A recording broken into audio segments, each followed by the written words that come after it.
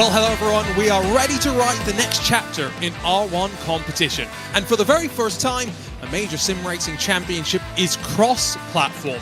Welcome to the 2026 R1 season, all built on this Rennsport platform. My name is Arjuna Kankipati, joined alongside by Lewis McLeod as we kick the season off for the first of 4 regular season rounds. Lewis, like I said, for the first time, this championship goes cross-platform. It's going to be really interesting to see how our established teams and players coexist and compete alongside the newcomers to the championship.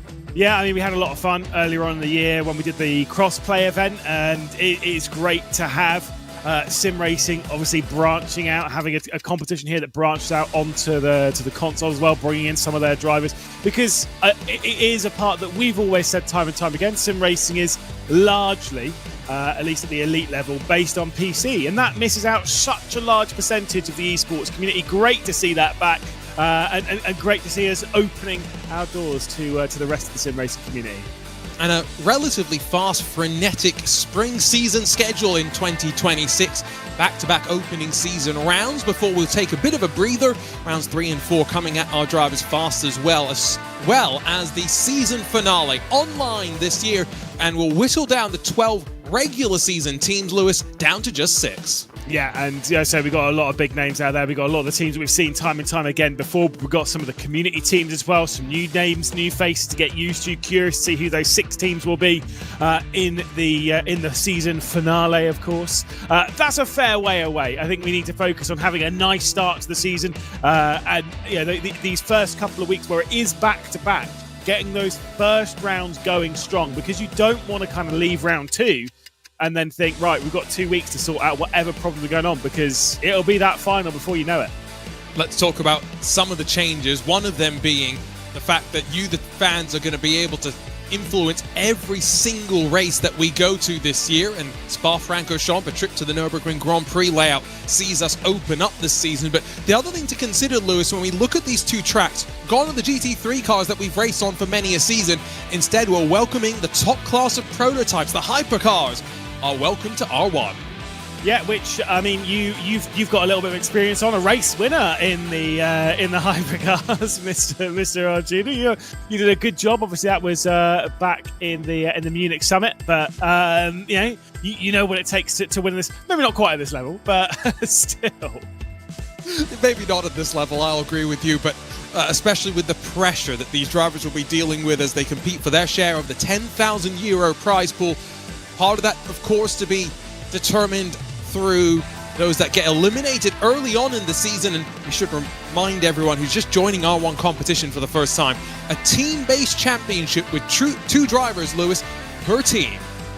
Exactly. All about scoring points consistently and getting into that top 6 to move through into the final. Everyone does get a little bit of money, though. Even if you get knocked out, you still get €250. That's the important bit. You can see they're below the cut line, but of course you want to be above it. 20 points for a victory, 16 for second position. Look, obviously 1-2s across the board, that's what you want. It's kind of what we saw a little bit ago when we were racing in Riyadh, of course, in the 2025 R1 World Cup. That was a lot of fun at the Esports World Cup, but to kind of match what Redliners now for Verstappen.com Racing were able to do. Going to be a tall order. We'll have to wait and see some of our teams. And you alluded to the team name change. Verstappen Sim Racing, one of 6 established teams in this championship. They joined Porsche Carwanda BS Plus competition, Mouse, TC Esports, and EMM Esports, alongside 3 community teams and 3 special teams joining the championship for the very first time. Now, I say 3 community teams. The Rennsport Grandmasters team have competed under the Rennsport community label in the past, but those are some of the quickest drivers on the Rennsport platform. It will be interesting to see how they compete alongside of the 2 new coming teams, Lewis. Yeah, indeed. Tall order for them. But even then, for those established teams, if we were racing in GT3s, as we always have done, you'd be sat there thinking, right, they're obviously the favourites. They're the ones that are going to be moving through. They're the ones that are going to be doing everything that we expect them to be doing all of the time, right? It's not that way. It is completely different. We're in qualifying right now, on board with one of the absolute best, the race winner in the very first ever event that we did here around the circuit of Spa-Francorchamps. We're on board with Max Benneker, and you can see the speed taken around this circuit, the Spa-Francorchamps. decent middle sector there. Much faster, obviously, than what we're about 8 seconds, 9 seconds faster in that middle sector alone that we're running in the GT3s. Incredible speed. And again, they only get 1 lap. The pressure of these qualifying sessions, Lewis. I love this part of the R1 competition. The drivers, sometimes they love it, sometimes they fumble and crumble under that pressure, but a relatively tiny opening lap for Max Benneker. We'll see him punch in the opening benchmark. Now, we'll see 3 different manufacturers of cars. The BMW already first to the line. Here comes one of the Porsche 963s in the hands of Dane Warren. And it is going to be the fastest time of the session, 56.257. Cody Nikolakowski, we've got on our screen now, the Macedonian, into the final complex and up towards the line. Big kick of oversteer off the corner. Also driving one of the Porsches across the line into 3rd position, about a 10th slower than Max Benneker. Here's BS Competition and Robbie Stapleford. The Clementine Cruiser runs the line.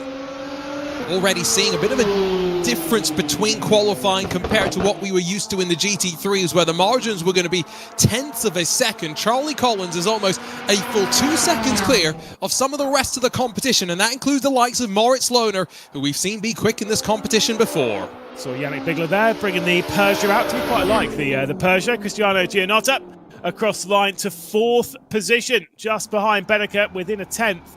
But not quite there. He and Cody Nikolakowski going well, but Charlie Collins will grab the first pole position of the season, going about 3/10 faster than Dane Warren. It is a Porsche Carrera 1-2. Max Benneker in 3rd position. Gianotta and Latkovski have the Rennsport community team. Their first one there in 4th and 5th with Tim Schroeder and Yannick Bigler. Miles will have Moritz Lohner down in 8th position, struggling in that qualifying session with Kimi Harpler. Robbie Stapleford in 10th, and Dominic Ladler will be in 11th position. We did not see a lap from Kaiki Oliveira in the session. He's the 2nd of the BS competition drivers that should be out on track.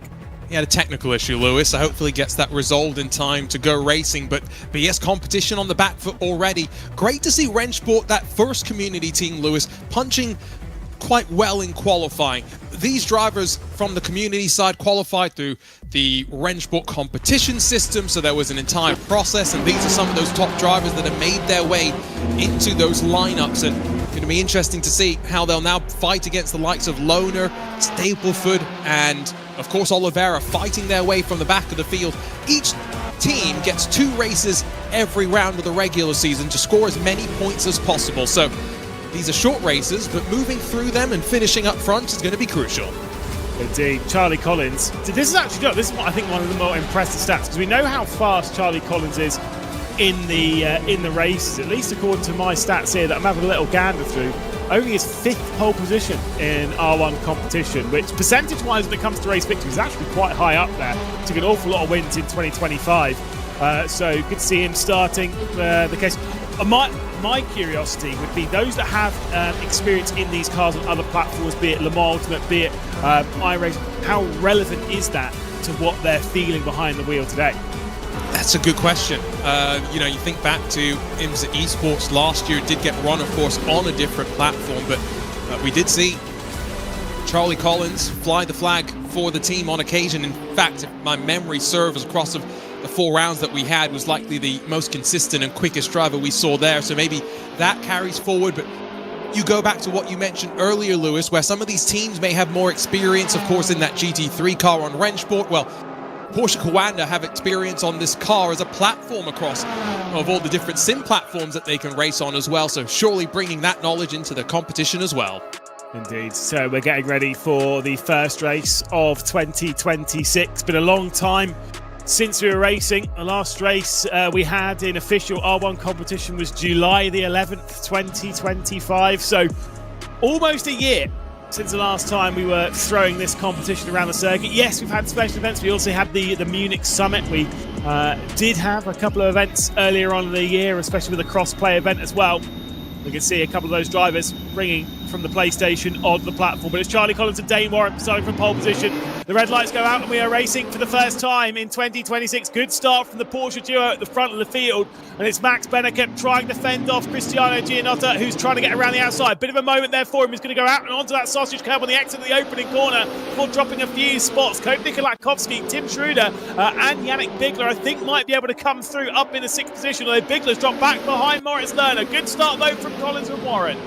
little bit of fighting behind Moritz Lohner, and now hops alongside as Robbie Stapleford, who got a great run at the bottom of the hill and now has to try and time his dive onto the brakes. Moritz Lohner is going to move back alongside behind one of the Peugeot sweeps through. Yannick Bigler holds on in front of Kimi Happala. On the left side, you can see we've got two PlayStation drivers in this field, mixing it up with some of the best in R1 competition. Great run from Lohner down into Bruxelles. Yeah, that's a big lunge from there, trying to get past Gianotta, now trying to force it. These cars, they do try and race them a little bit like touring cars. He's going to get squeezed off there. He tried to go around the outside of Gianotta. Ollie Stapleton's comes through. Stapleton's on the inside and the run down the hill as well. Big lights on Dominic Ladler's car, but cannot get through on Moritz Lohner, who now finds himself in 10th position. Stapleton, the lone BS competition car, did come through on Gianotta and will be running in 6th position. Aggressive stuff there between Gianotta in the Rennsport Community Team 1 and the mouse car of Moritz Lohner. Maybe a little bit too aggressive from the Italian, but that is for Race Control to deal with. Of course, this season, Race Control will be dealing with events post-race, post-event, so later on into the night rather than here this evening. Doesn't change how these drivers should approach the competition at the end of the day, because the last thing you want to do, Lewis, is start to accrue those penalty points, and in some cases, if you need to protest and things don't go in your way, that gets removed from your prize pool as well. So all these little things that drivers will want to avoid, getting involved in those race control investigations, but at much higher speed than we've been at in previous R1 competitions. So the time in which these drivers have to make decisions often is going to be compressed, and we'll see if these drivers have been able to keep up the decision making alongside of learning these cars. Superb start though for the Porsche duo at the front. Obviously those gaps that you can see, the interval between them and the next car. Max Benneker is not 2/10 off the back of Dane Warren. He's about a second behind. Porsche having a fantastic start to this season. Charlie Collins took, I think it was 8 victories on the run through the online part of last season, 4 of which were in a row, which remains a record here in R1 competition. 4 victories in a row. It's only been done by a few people, Charlie Collins being one. I think Luke Bennett's another, and Max Benneker is definitely one of those. Who has 4, but 4 is the maximum that's been hit. We got close a couple of times. It wasn't quite beaten. Charlie Collins looking for his 10th victory in R1. It will be interesting, Lewis, to see how this format mixes up the playing field, because we've got 6 teams in Group 1, 6 teams in Group 2, but those teams will get mixed up through the 4 regular season rounds, and so it's not going to be the same teams competing against one another for maximum points. So maybe at some point we'll see a battle that really does test the Porsche Koana Esports duo. Live points as they stand right now, though, Max Benneker and Moritz Lohner combining quite well, sits second on the board. Yeah, don't worry too much. Obviously, 7th on down. Those we haven't seen out on the circuit just yet. Those will be out in the next race immediately after this, Group A and Group B. They separate the 12 teams across the 2, and then basically at the end of the main portion of the season, the opening 4 rounds, the top 6 teams will move through into the final. They'll chop and change as the season goes on as to which group they're in. And Porsche Koana at the moment taking the maximum points. 20 for the victory, 16 for second. On board with Moritz Lohner from Austria. Big disappointment in that group at the moment will come from BS competition. A bit of frustration from them. Keke Oliveira unable to get into the race after a technical issue, I think in free practice, and so wasn't able to go out in qualifying, wasn't able to go out in the race. And also, whilst to say that, Cristiano Gianotta has unfortunately retired from the opening race of the season, so we have just 10 runners. That means Matkowski in 4th, left by himself to score for the team. What can Moritz Lohner do now to pick his way through the teammates that sit 6th and 7th in front of him? Higher speeds. Wonder if it's also going to be a little bit more difficult to make passes at a track like Spa. There's only a handful of heavy braking opportunities where you think about making moves in these cars typically, Lewis. You think real world racing, these hypercars, LMDHs, however you want to call them, they have GT3s that intersperse themselves around the racetrack and mix up the racing, right? You don't get those opportunities in a sprint race with just one class, and so have to wait and see. Maybe only a couple of places where these drivers are thinking about making moves. Yeah, I mean, I've spoken to a few people that have driven this car in sprint races, either here on Rennsport or on other platforms as well, where they're doing it in sprint races where it's maybe multi-class, but there's not enough time in the race, right, where you're going to tax, like really short races. And they say these do race quite well because the bodywork, there's so much of it. This is not saying you should push to pass or anything, and I don't mean that as a button that you use to get some more brake horsepower. I mean that as in moving the car ahead out of the way. But because there's so much bodywork, you can kind of race them a little bit like touring cars. You can get a little bit muscly with them. They will take a fair amount of side-by-side without spitting you off the circuit. Moritz Lerner will need to channel some of that. He's been racing recently in the DTM Esports Championship again for the first time in a couple of years. Obviously well experienced in this R1 competition, although one of the things with Moritz Lerner, when it comes to race victories in this competition, much lower than you think. How many victories do you think Moritz Lerner's got in this championship? Bearing in mind, he's done 101 races. I'm going to guess 3, 4, somewhere in that range. Probably not too high as he pulls alongside of one of those Peugeots. Will split himself between the teammates as next targeting queue will be Tim Schroeder. But 3 or 4, am I wrong there? You are wrong. He won a single race, and it was the second race he ever did. It was the semi-final in person at LAN when we were racing in Katowice in 2023. That was his last victory, his first and only victory in this 101 races. So that was, for him, 100 races ago in this competition. Isn't that crazy? That is wild. And you and I were talking pre-events, the fact that this competition has only been around for a couple of years, but because we've had so many races, there are lots of statistical things you can go in and look at through that history already. So really remarkable. Isn't this the 350-something race, Lewis, in R1 history? There we go. 351st race in R1. Yeah, we've been having a lot. Obviously, when you get 4 races a night, obviously that's 351 across the board. No one can do all 351. It is not possible. For example, even tonight we have 4 races. Obviously, you can only take part in 2 of them. That's just how it goes. But there's a lot of history, and you know me, I love numbers. I love stats. And I have a field day. My spreadsheet is heavy for this championship. The big book only gets bigger as well when you get more excited about it. Robbie Stableford is closed on the back of Cody Nikola Latkovsky, but at least for the time being, just a bit too far behind to make any moves now. Officially halfway through this first race in the season, Lewis, but what we're seeing is these drivers, as ever in esports competition, relatively closely matched. The margin that the Porsche Coanda duo enjoyed in qualifying, which, let's not forget, Charlie Collins was 1.5 seconds quicker than most of the rest of the field. By no means are they showing that sort of pace in the race. I get the sneaking suspicion they are managing things at the front. Indeed. I think there is a little bit of control coming in here. Now this, on a typical night in R1, we'll be talking about how it'll build up into the final and this, that and the other, and how the competition's going to get harder. Well, obviously the competition, at least for this group, will remain the same for the next circuit. The difference comes from it being a different circuit. That's the challenge of this season. You race 2 different tracks a night. So as much as Porsche Coanda are running away with things at the moment and completely dominating here at the circuit of Spa-Francorchamps, what we're going to get when we head to the Nürburgring a little bit later on this evening will be a very different kettle of fish for the Porsche Coanda team. And I do feel as though that's a track where you got a couple more of the heavier braking zones. We're using the fast chicane, so remove that as a passing opportunity, I would wager, unless you want to be brave or silly. It depends on which side of the equation you fall. But that is a track, Lewis, where I can imagine that drivers are going to be allowed to race wheel to wheel a lot more than we're seeing right now. Teammates up front, 1.5 seconds between Charlie Collins and Dane Warren, but I was just going through the matchups to see at what point this season we may see Coanda versus Verstappen sim racing in one of these group rounds. It won't be that long. It'll be the next round of the championship in 7 days' time.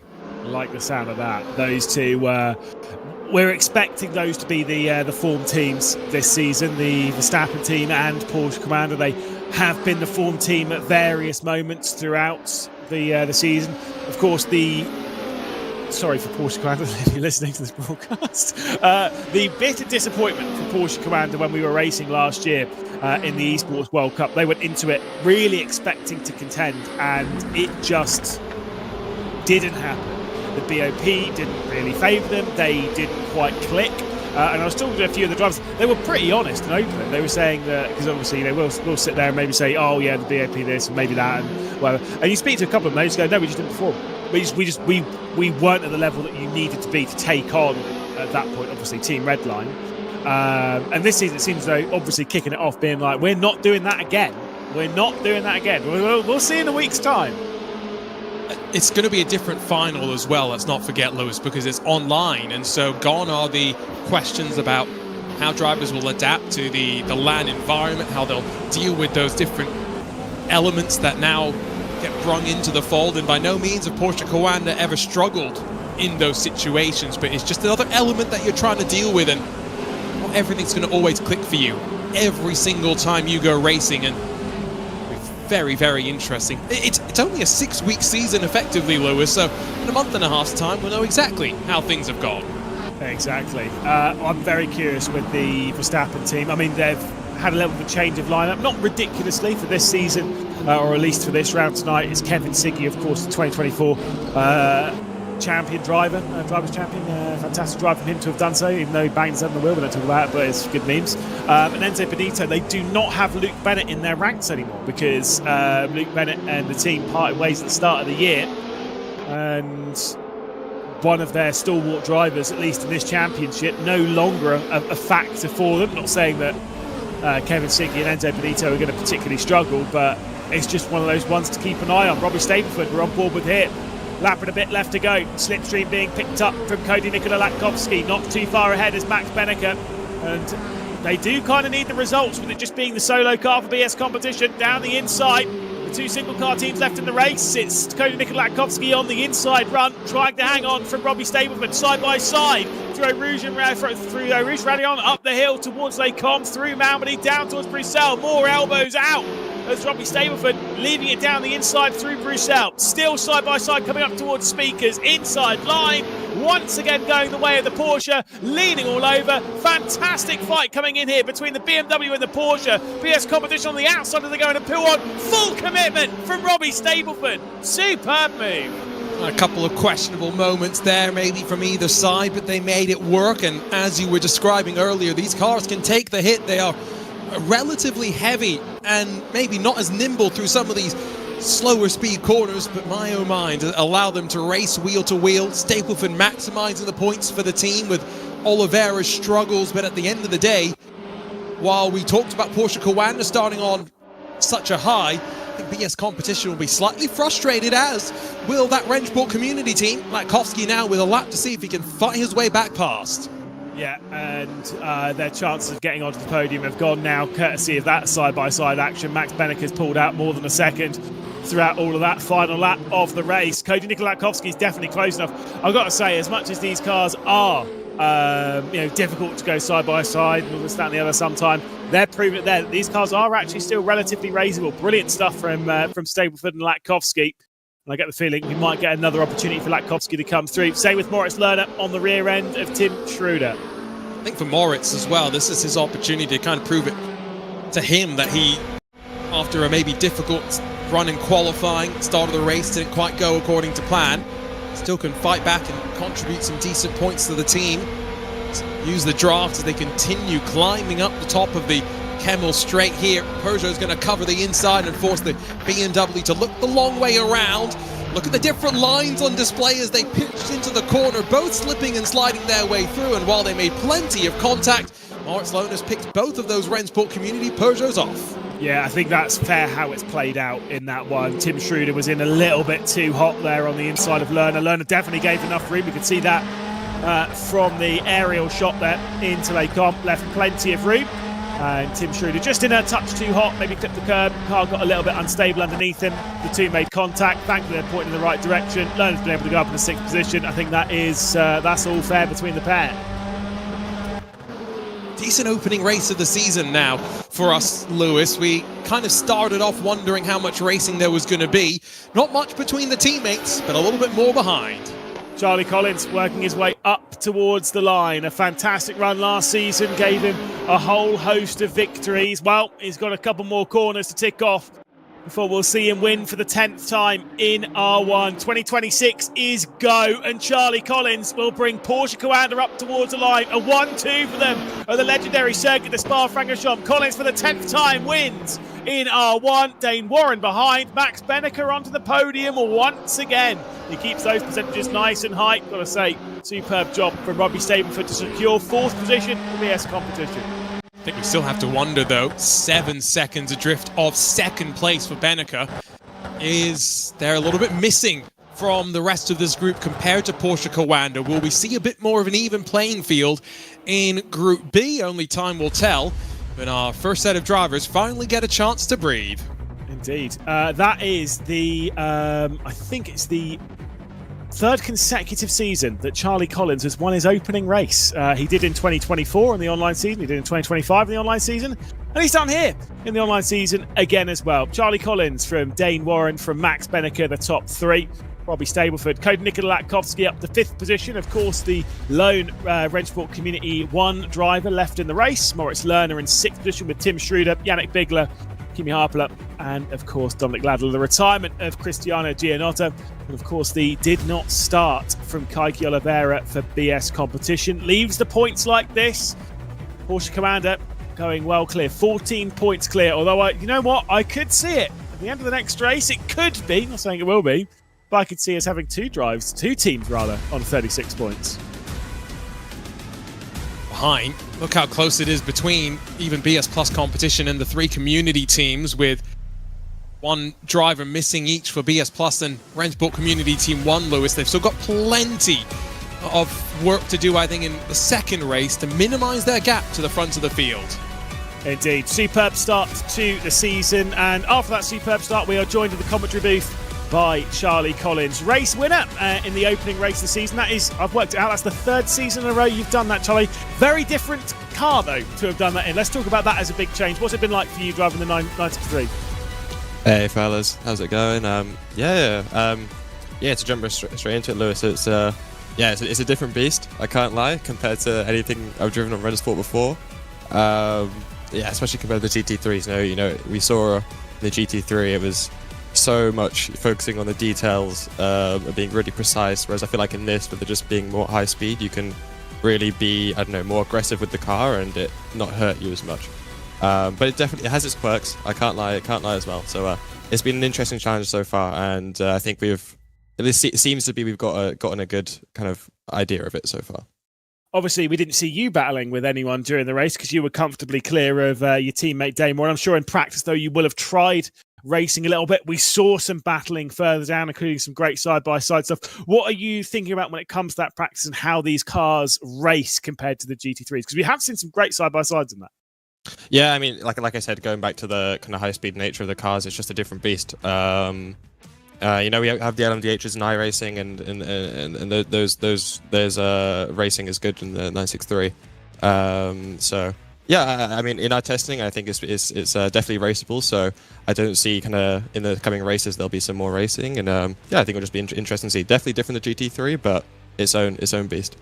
You mentioned iRacing there. Obviously, this car is available on various platforms now. I'm sure you've driven it pretty much across the board. How does it differ to what we've got here on Rennsport in a very different format of racing, a sprint race rather than an endurance race?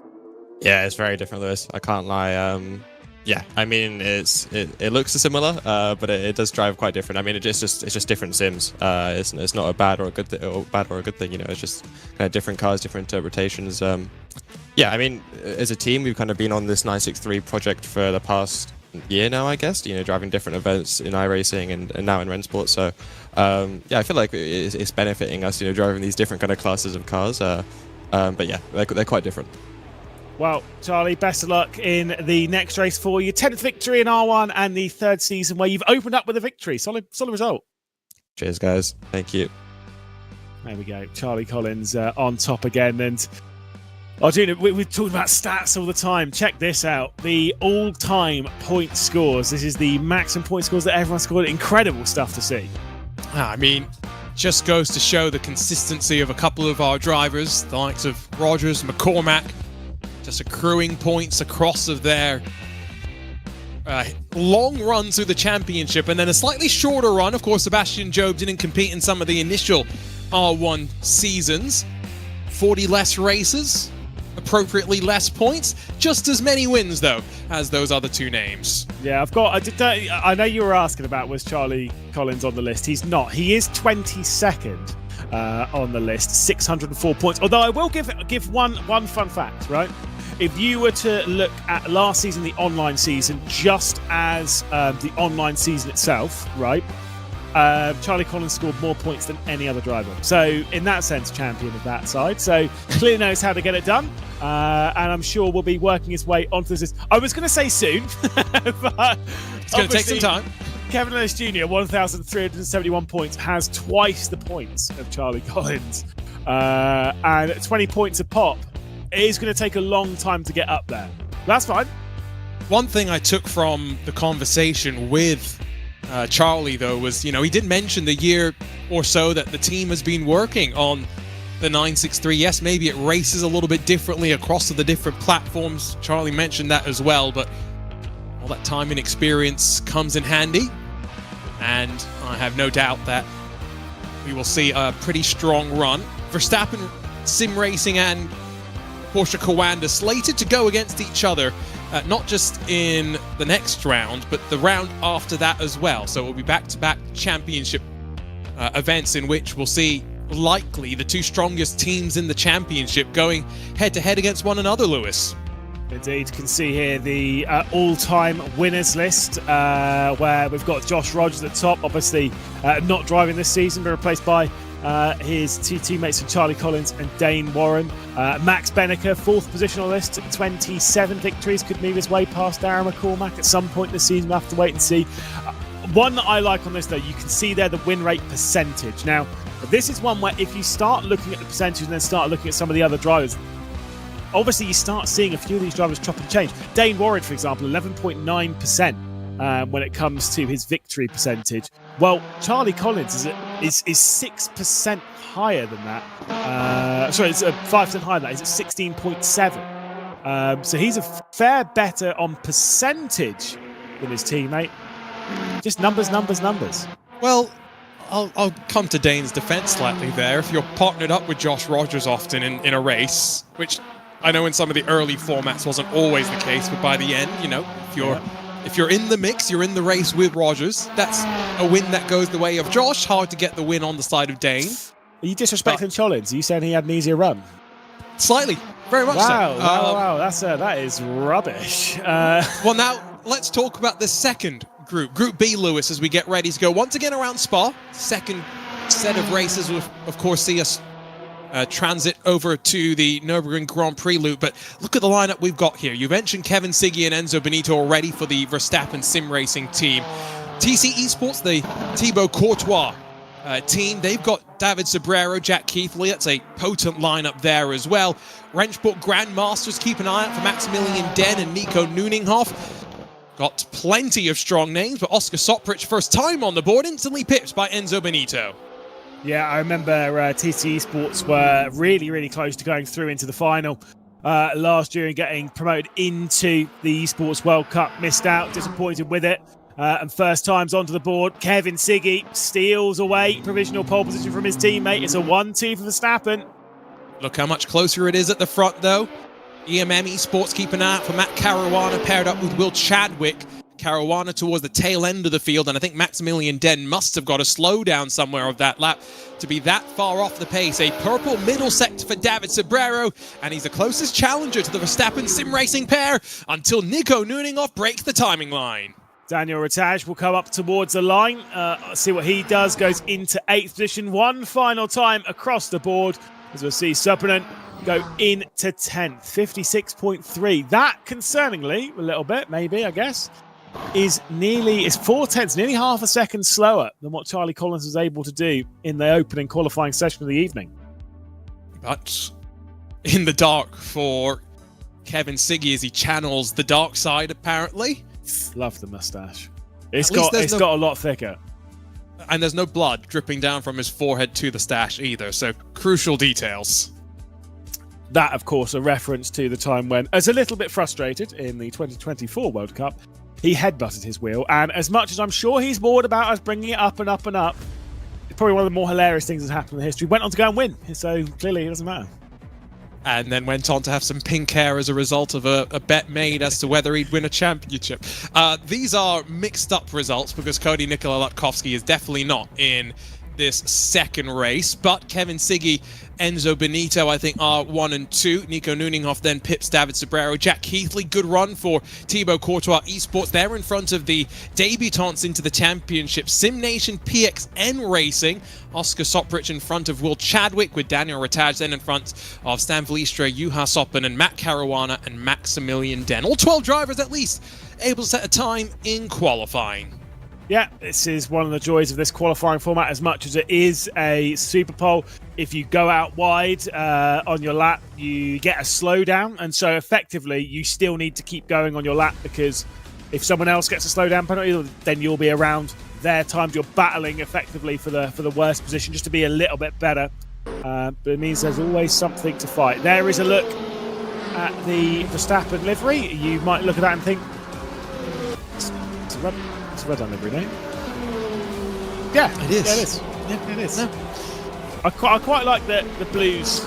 They've changed that, blue. Yes. It's a lighter shade of blue now to match what they've been running in the real world on their GT3 cars.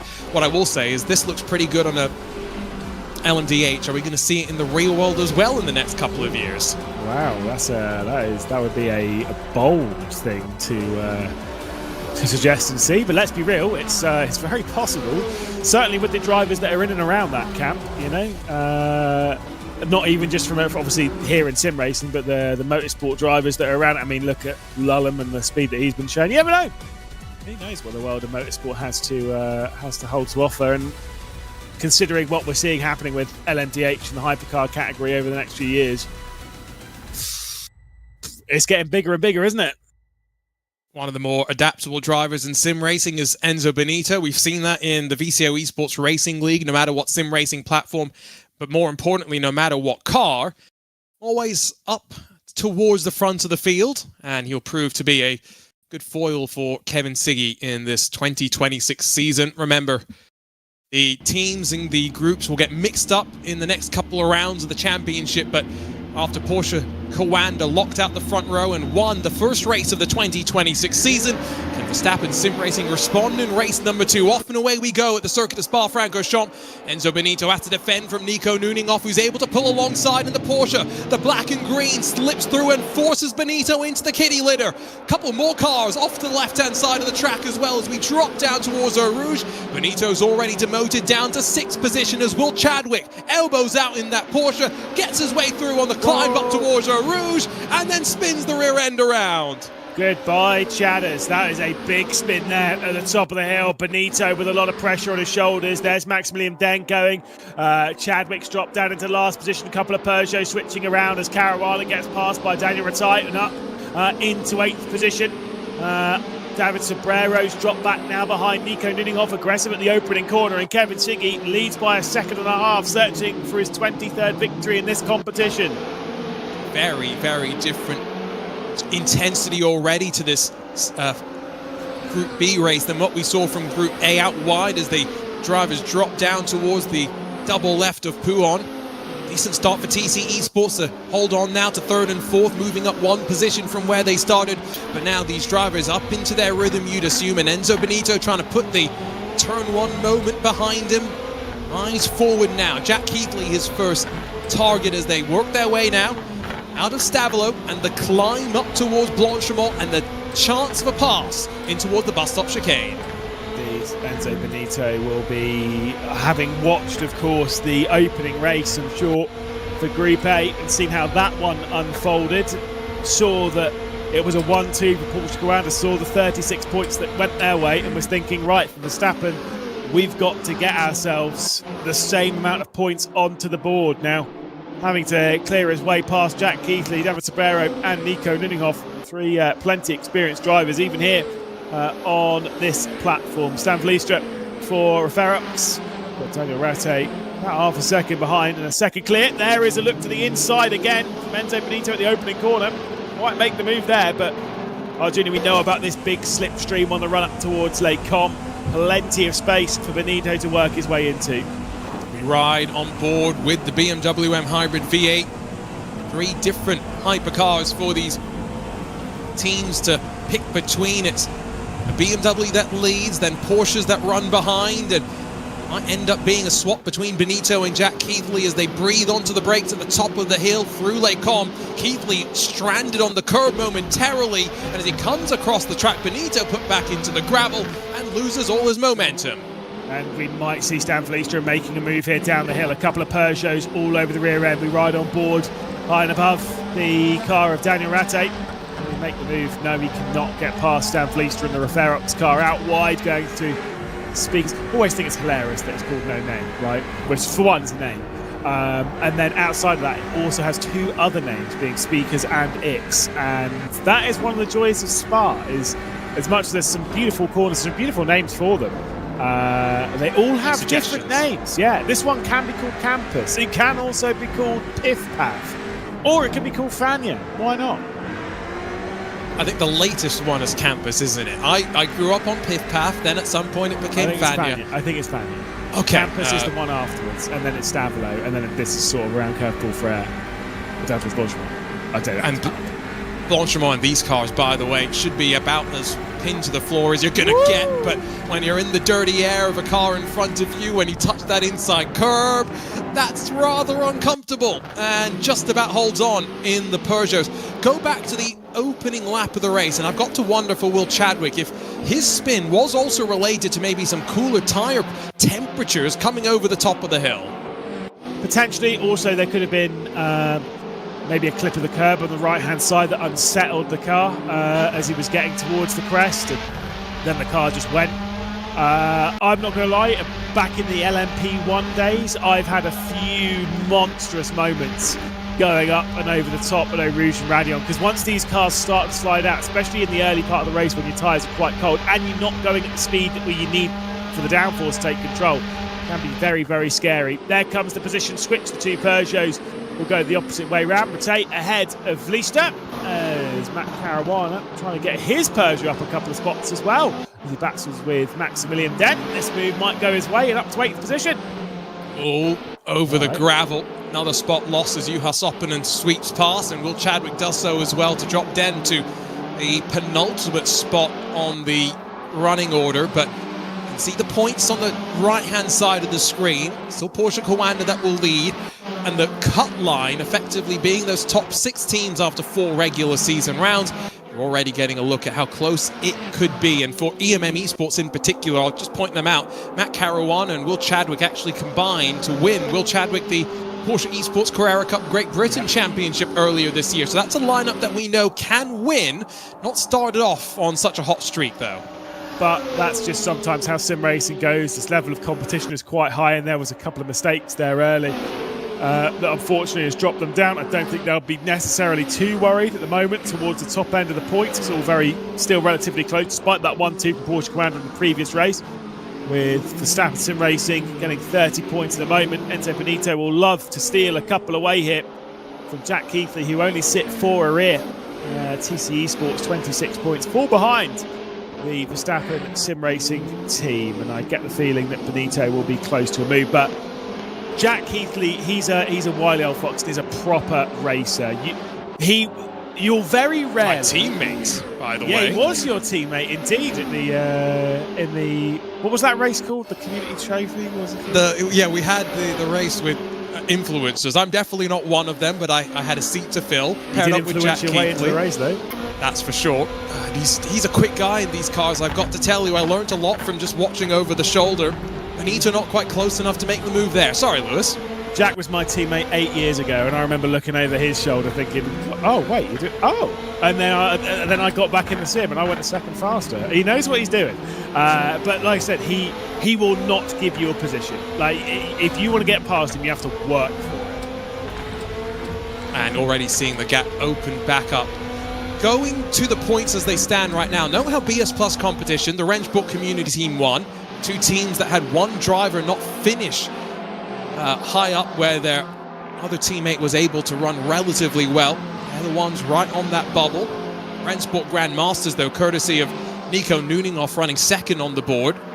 Even with Maximilian Den down in 11th, 18 points they'll combine for if it finishes as is, which, based on what we saw in the first race of 2026's season, more action as we got towards the end of these races. Will Chadwick both looking in front but also looking behind, because Maximilian Den starting to recover after that issue a couple of laps ago. Absolutely. Just finding the form at the moment in that 963. Yes, in 11th position.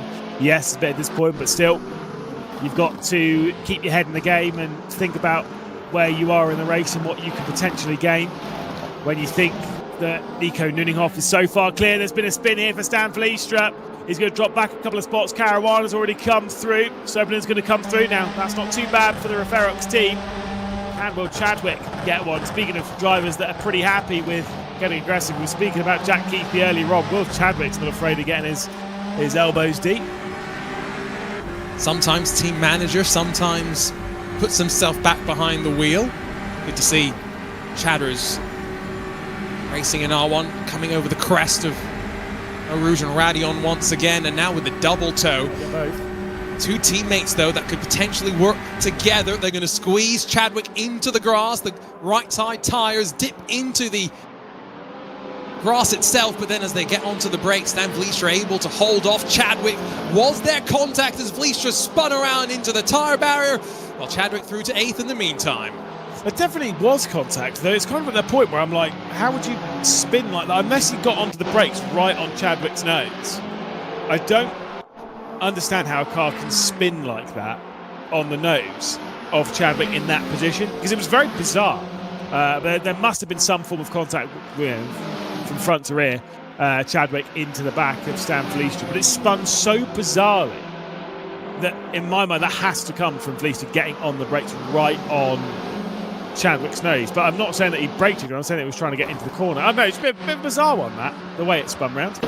And our race control post-event will have an opportunity to analyse all the angles. Oscar Soprich finds himself looking at an angle of the gravel, with Stan Vliestra only a couple of seconds behind, so there is still a point or two at play for these drivers as they head into the final 3 laps of this race. Kevin Siggy now 4 seconds clear of Nico Nuninghoff, with David Sobrero, Jack Keithley and Enzo Benito all keeping each other at arm's length. The fight just on the edge of the top 10. Maximilian Den in that black and green Rennsport Grandmaster team, Porsche 963, caught up to the back of Juha Sopinen. See what he can do as he gets the run out of turn 1 and tries to set something up into Les Combes once more. That is how you have to do a circuit. It's all about setting up the next move. It's 2 kilometres from the apex of La Source to the apex of Les Combes, and that entire time in these cars you are absolutely foot to the floor, pinned up and over that crest. A beautiful sight here on board with Maximilian Den, and now the slipstream really starts to take over. We saw that when we were on board with Chadwick, how much he was able to close in the double slipstream of the Referox duo. Maximilian Den will remain behind, obviously realised he wasn't close enough, so might as well lift it out a bit, play the long game. Seeing the very different line there going through Les Combes up towards Malmedy, and has been able to close in an awful lot there, just backing off, finding that apex. Jackie Stewart did once say to James May, it's not about how you enter the corner, it's about how you exit it, and he's spot on. And I think Maximilian Den is kind of trying to use that a little bit there to keep close to the back of Juha Sopinen. Lost about 1.5 seconds already, though, to Will Chadwick, so Den seeing potential 8th position slip away. That's important, because if there is a potential penalty that's judged the way of Will Chadwick for that contact, likely to be a time-based penalty to be applied at the end of the post-race results, and of course those results going from provisional to confirmed. 2 laps left to go around Circuit de Spa-Francorchamps tonight before we'll switch our attention for 2 more of these group races. But after a pretty frenetic opening start to this Group B race, it's settled down quite nicely, and everyone inside of the front 6, that includes Enzo Benito, seems to be sat where they are for the time being. Out through the final corner, These three continue to fight, and Maximilian Den increasingly looking like he's out of position with these drivers. Indeed. Let's see if Den can get through. He's very, very close. He's clearly had the speed, as you've been saying. He's clearly a little bit out of position. And considering where his teammate, Nico Nuninghoff, is being way clear and in second position, we all feel that he needs to help his team a little bit here and score some solid points. Slipstream of Juha Soppanen up to the top of the hill. Ferox under pressure from the Rennsport Grandmasters, and this could be the position easily done up towards Les Combes. And think about the difference in speeds, GT3s versus hypercars for this 2026 season. That's a lunge back up the inside from Juha Soppanen. He'll send himself half around, open the door for Oscar Soprich to sweep through and pick up the final spot inside of the top 10, all on this penultimate lap of the race. Got to say that's a little bit on the shoulders of Juha Soppanen. Was in a little bit too deep. Once again, as we saw in the first race, you get a really clear view from that aerial shot. There was, at least in my mind, plenty of space given from Maximilian Den around the outside, and frustration showing there from Juha Soppanen.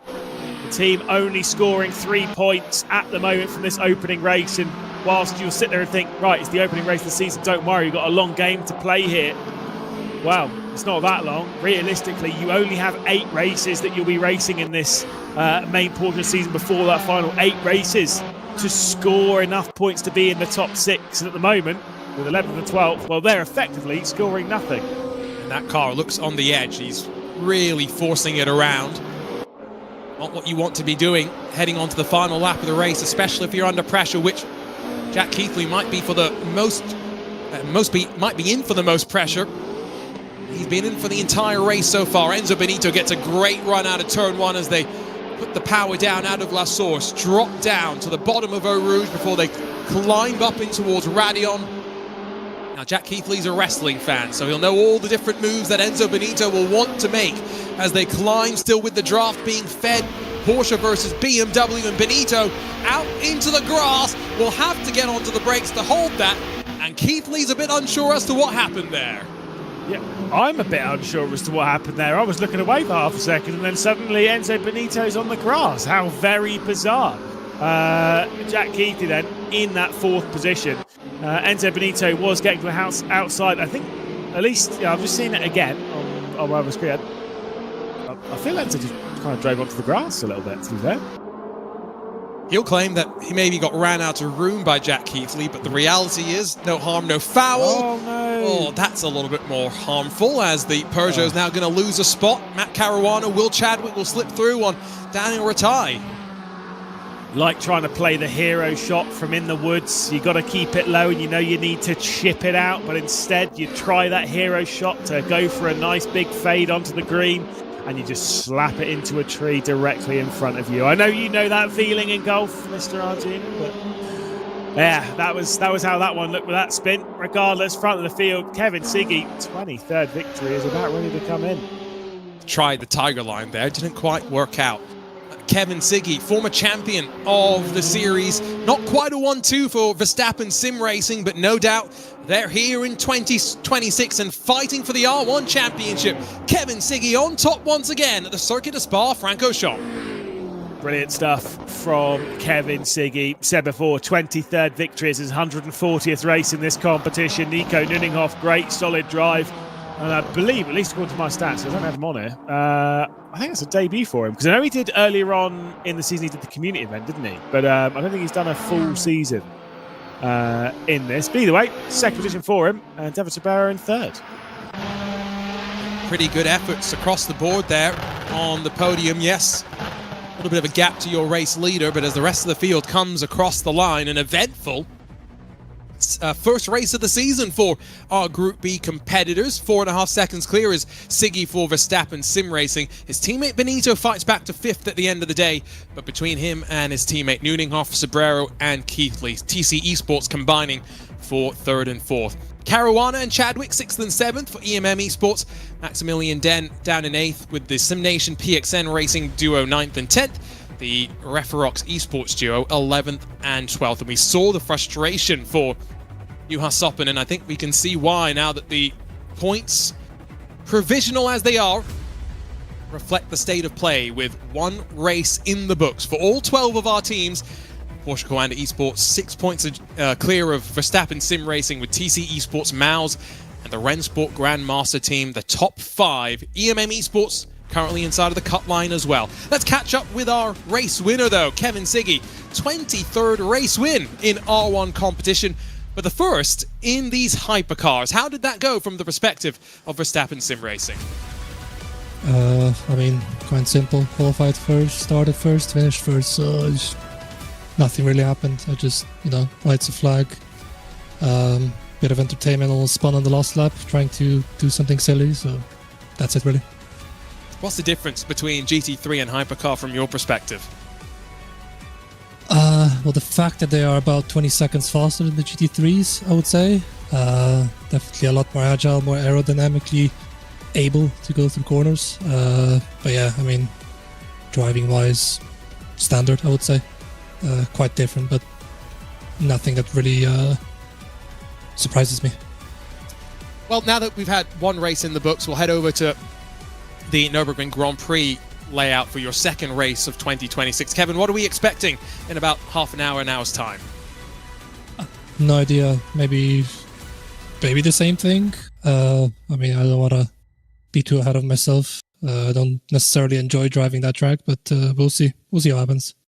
Don't disagree with you there. Kevin, congratulations on another win. Welcome back to R1 in 2026. Thanks. From Kevin Siggy, also catch up with David Sobrero, TC Esports, 3rd and 4th positions at the line. And David, a pretty good start to the season for you and Jack Heathley. Hello, guys. Yeah, thank you. We did a very good preparation coming for this first round, and I mean, Spa is not the track we were looking for the first round, but I think we did a good job in qualifying. I mean, the laps were not amazing, but we're still decent. And then on the race, it's really hard to overtake with these cars because of the extreme amount of dirt here. But yeah, I cannot complain with the race. Was decent start, I guess.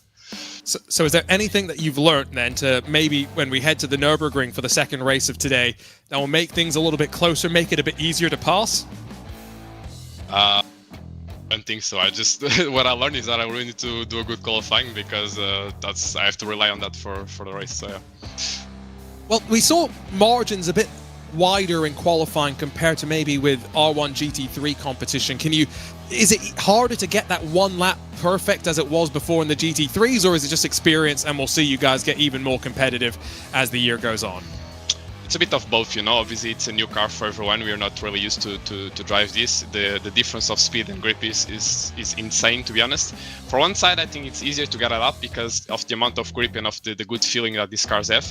But on the other side, they don't have ABS, and with all the settings that you can play with the energy recovery and all that, it makes the car a bit more tricky depending on your driving style. So you really have to find that perfect setting that suits you for one lap.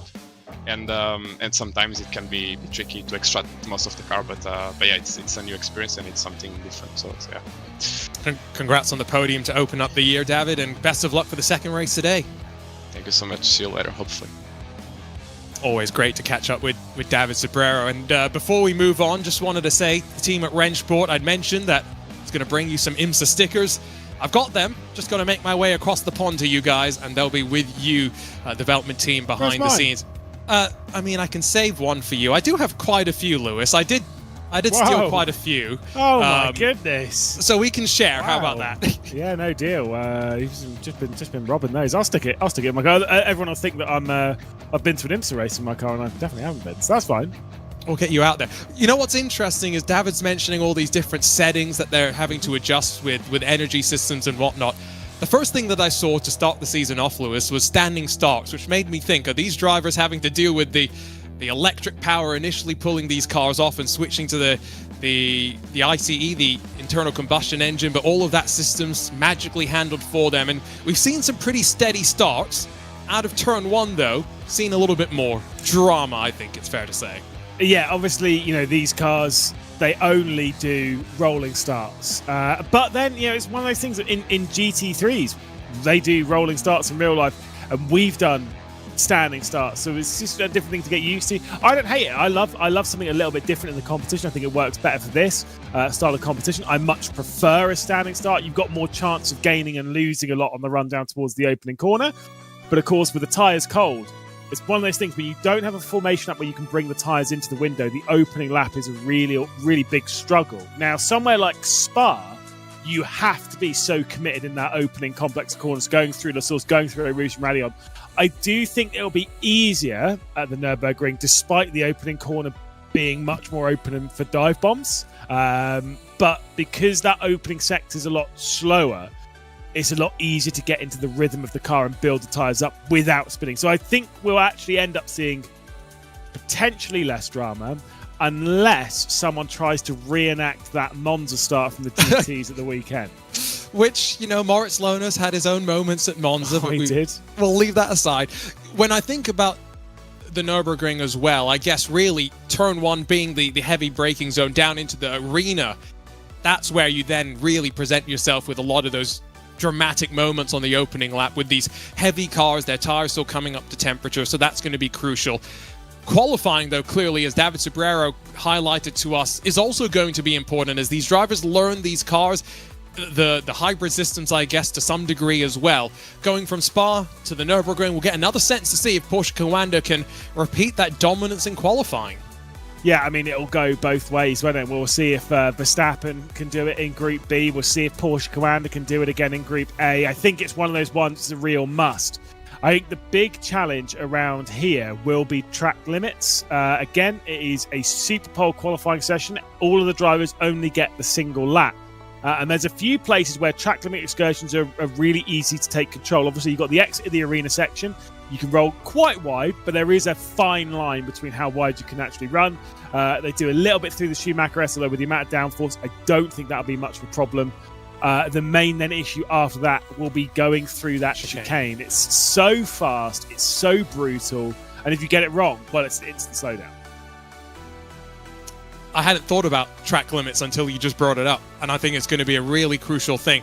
The Mercedes-Benz Arena exit is one where it looks worse than it really is when you think about how that corner sweeps your momentum out wide. And I would guess with the downforce of these cars, maybe they can hug that a little bit tighter as well. Maybe they'll want to naturally run out as, you know, carry as much speed as possible, but then you're at the risk of going over a slightly bumpier part of the track. So it'll be interesting. One lap to get it done, though. It's what makes these Hyperbole sessions so interesting.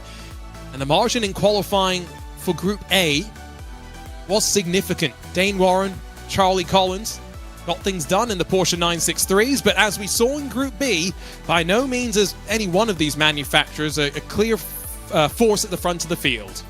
Yeah, indeed. It was about 0.3 of a second between Charlie Collins and Dane Warren. Between them and the next car, well, Max Benneker set 57.1. That was over a second off of pole. And he still managed to get himself into third position. That was how fast Porsche Commando were at the previous round at the circuit of Spa-Francorchamps. Will they be able to repeat the feat? We ride on board with Yannick Bigler in that opening sector. This is what we were talking about running wide there.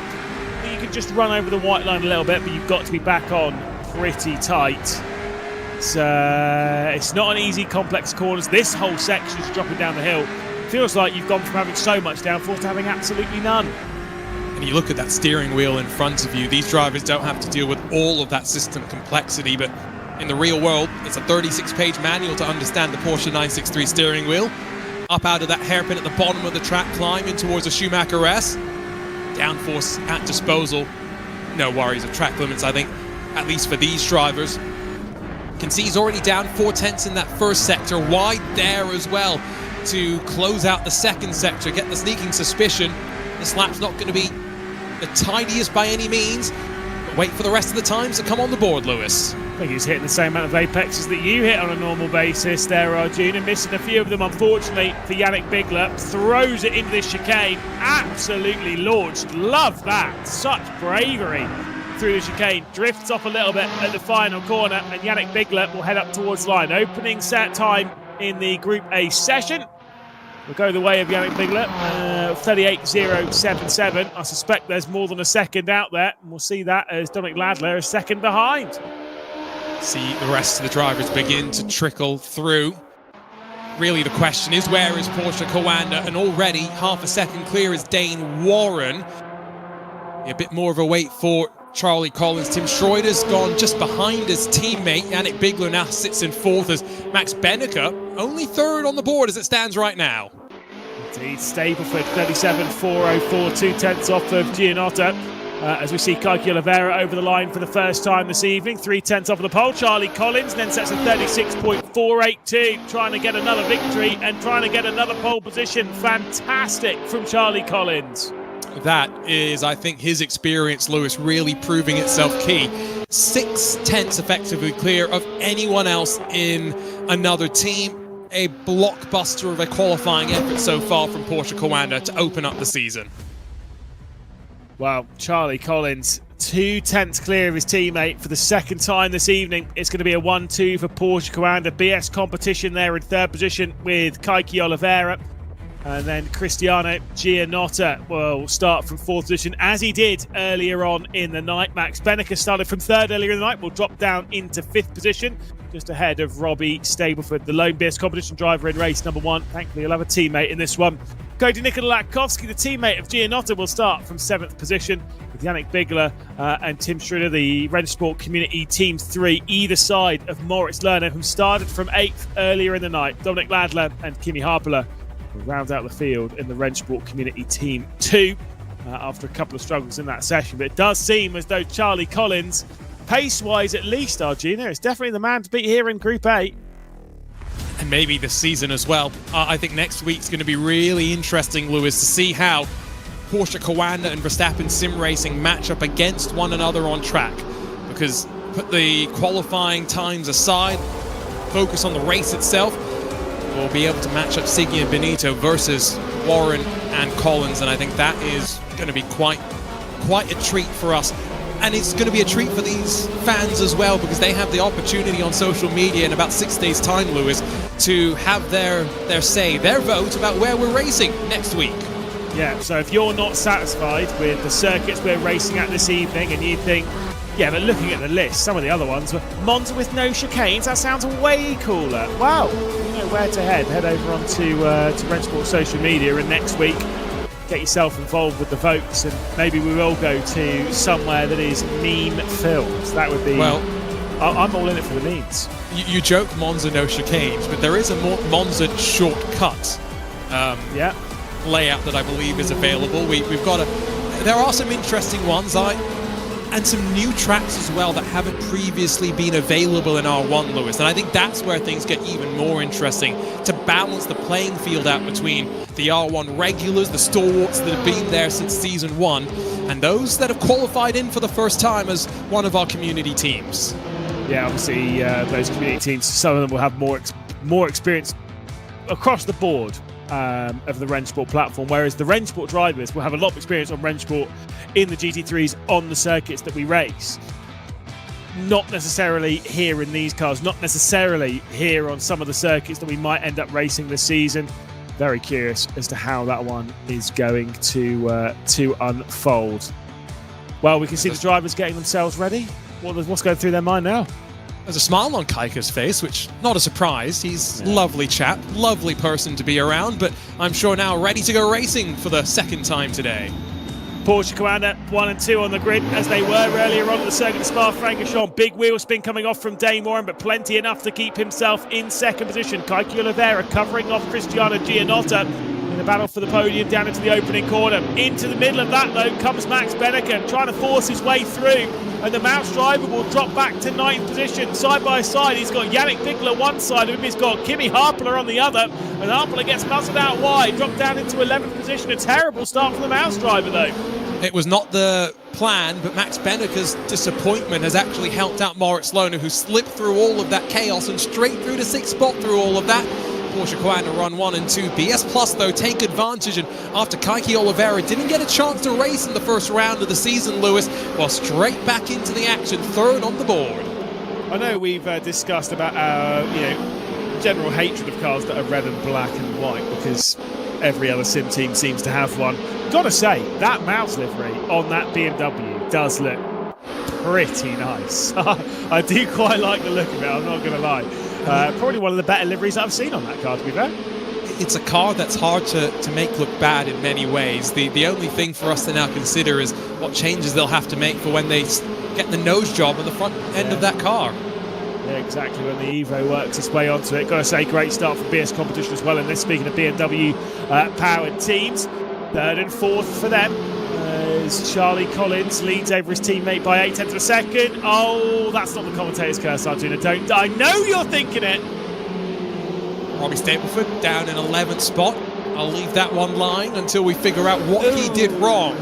But it's the fast chicane, Lewis, and there's a couple of things to consider.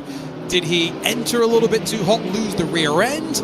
Or did he maybe feel like he was going to fall foul of track limits and overcorrected to avoid that possibility potentially? Max Benneke's recovery drive continues on the outside through the Mercedes-Benz arena. Not necessarily where you want to leave yourself.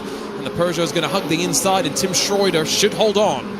I'm actually fuming because I've been trying to argue that the commentator's curse doesn't exist, and so that happens. I'm like, oh. I'm not taking any credit for Robbie Stapleford's mistake there. I'm like, that's going to be on his shoulders. Yeah, it's fine. I'm not driving the car. Robbie Stapleford is. He's made the mistake and dropped down to 10th position. A great race in the early one. Yeah, I get it. It's not a good look, is it, Paul?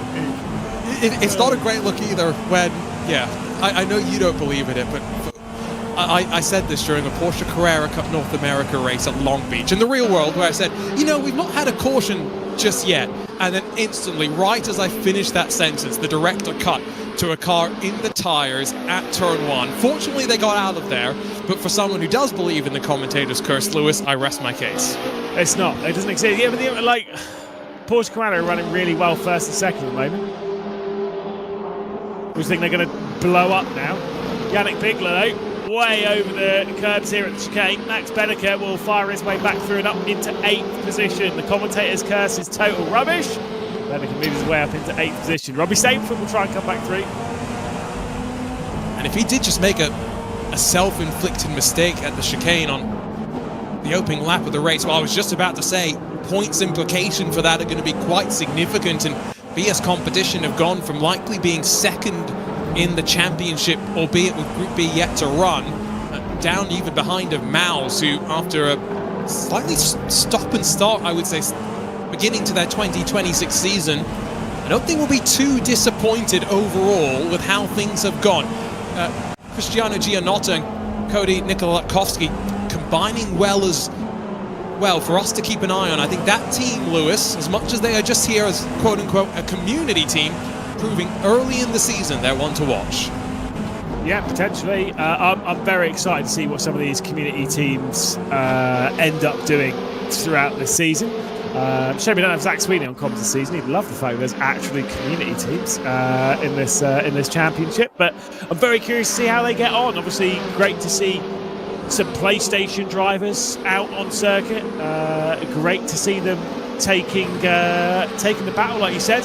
Gianotta clearly showing some very good speed, along with Cade Nikolakowski. Speaking of those community teams, they're flying at the moment. No excuse now. If for in years previous you've said I couldn't compete in major sim racing championships because I've only got a PlayStation, that's what Rennsport as a platform is going to help kind of solve, I think, for us here, Lewis, to reduce that barrier into the competition side of esports, give everyone an even playing field, the same physics engine that runs on the consoles as it does on a PC, whether that PC costs $500 or a couple of $1,000 depending on how much you've spent on your graphics card. So it's going to be a really interesting thing to track how our PlayStation drivers get on through the season. Another one of our PlayStation drivers just behind this battle between Tim Schroeder and Max Benneke.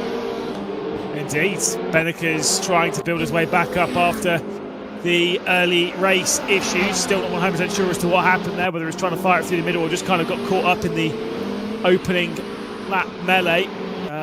For now, it is going the way of Porsche Commander. Now, those on the right-hand side, you'll see 72 points there for Porsche Commander. Maus there on 37, and the Rennsport Community Team on 32. Those have all done, at least at this point, if we were to finish how we're running, those will have all done 2 races. Verstappen Sim Racing in 4th position. They've obviously only done the 1 earlier on in the night. That gap is mental at this point because it's nearly an entire 1-2 ahead of Mouse already.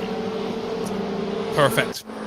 It's not Penske perfect necessarily, but it's Coanda consistency that we're looking at here in R1 competition, right? And this is exactly what I think they need to do is 4 regular season rounds, and then we've got the online round with hero mode and all of that complexity. Leave that complexity for the final round of the championship.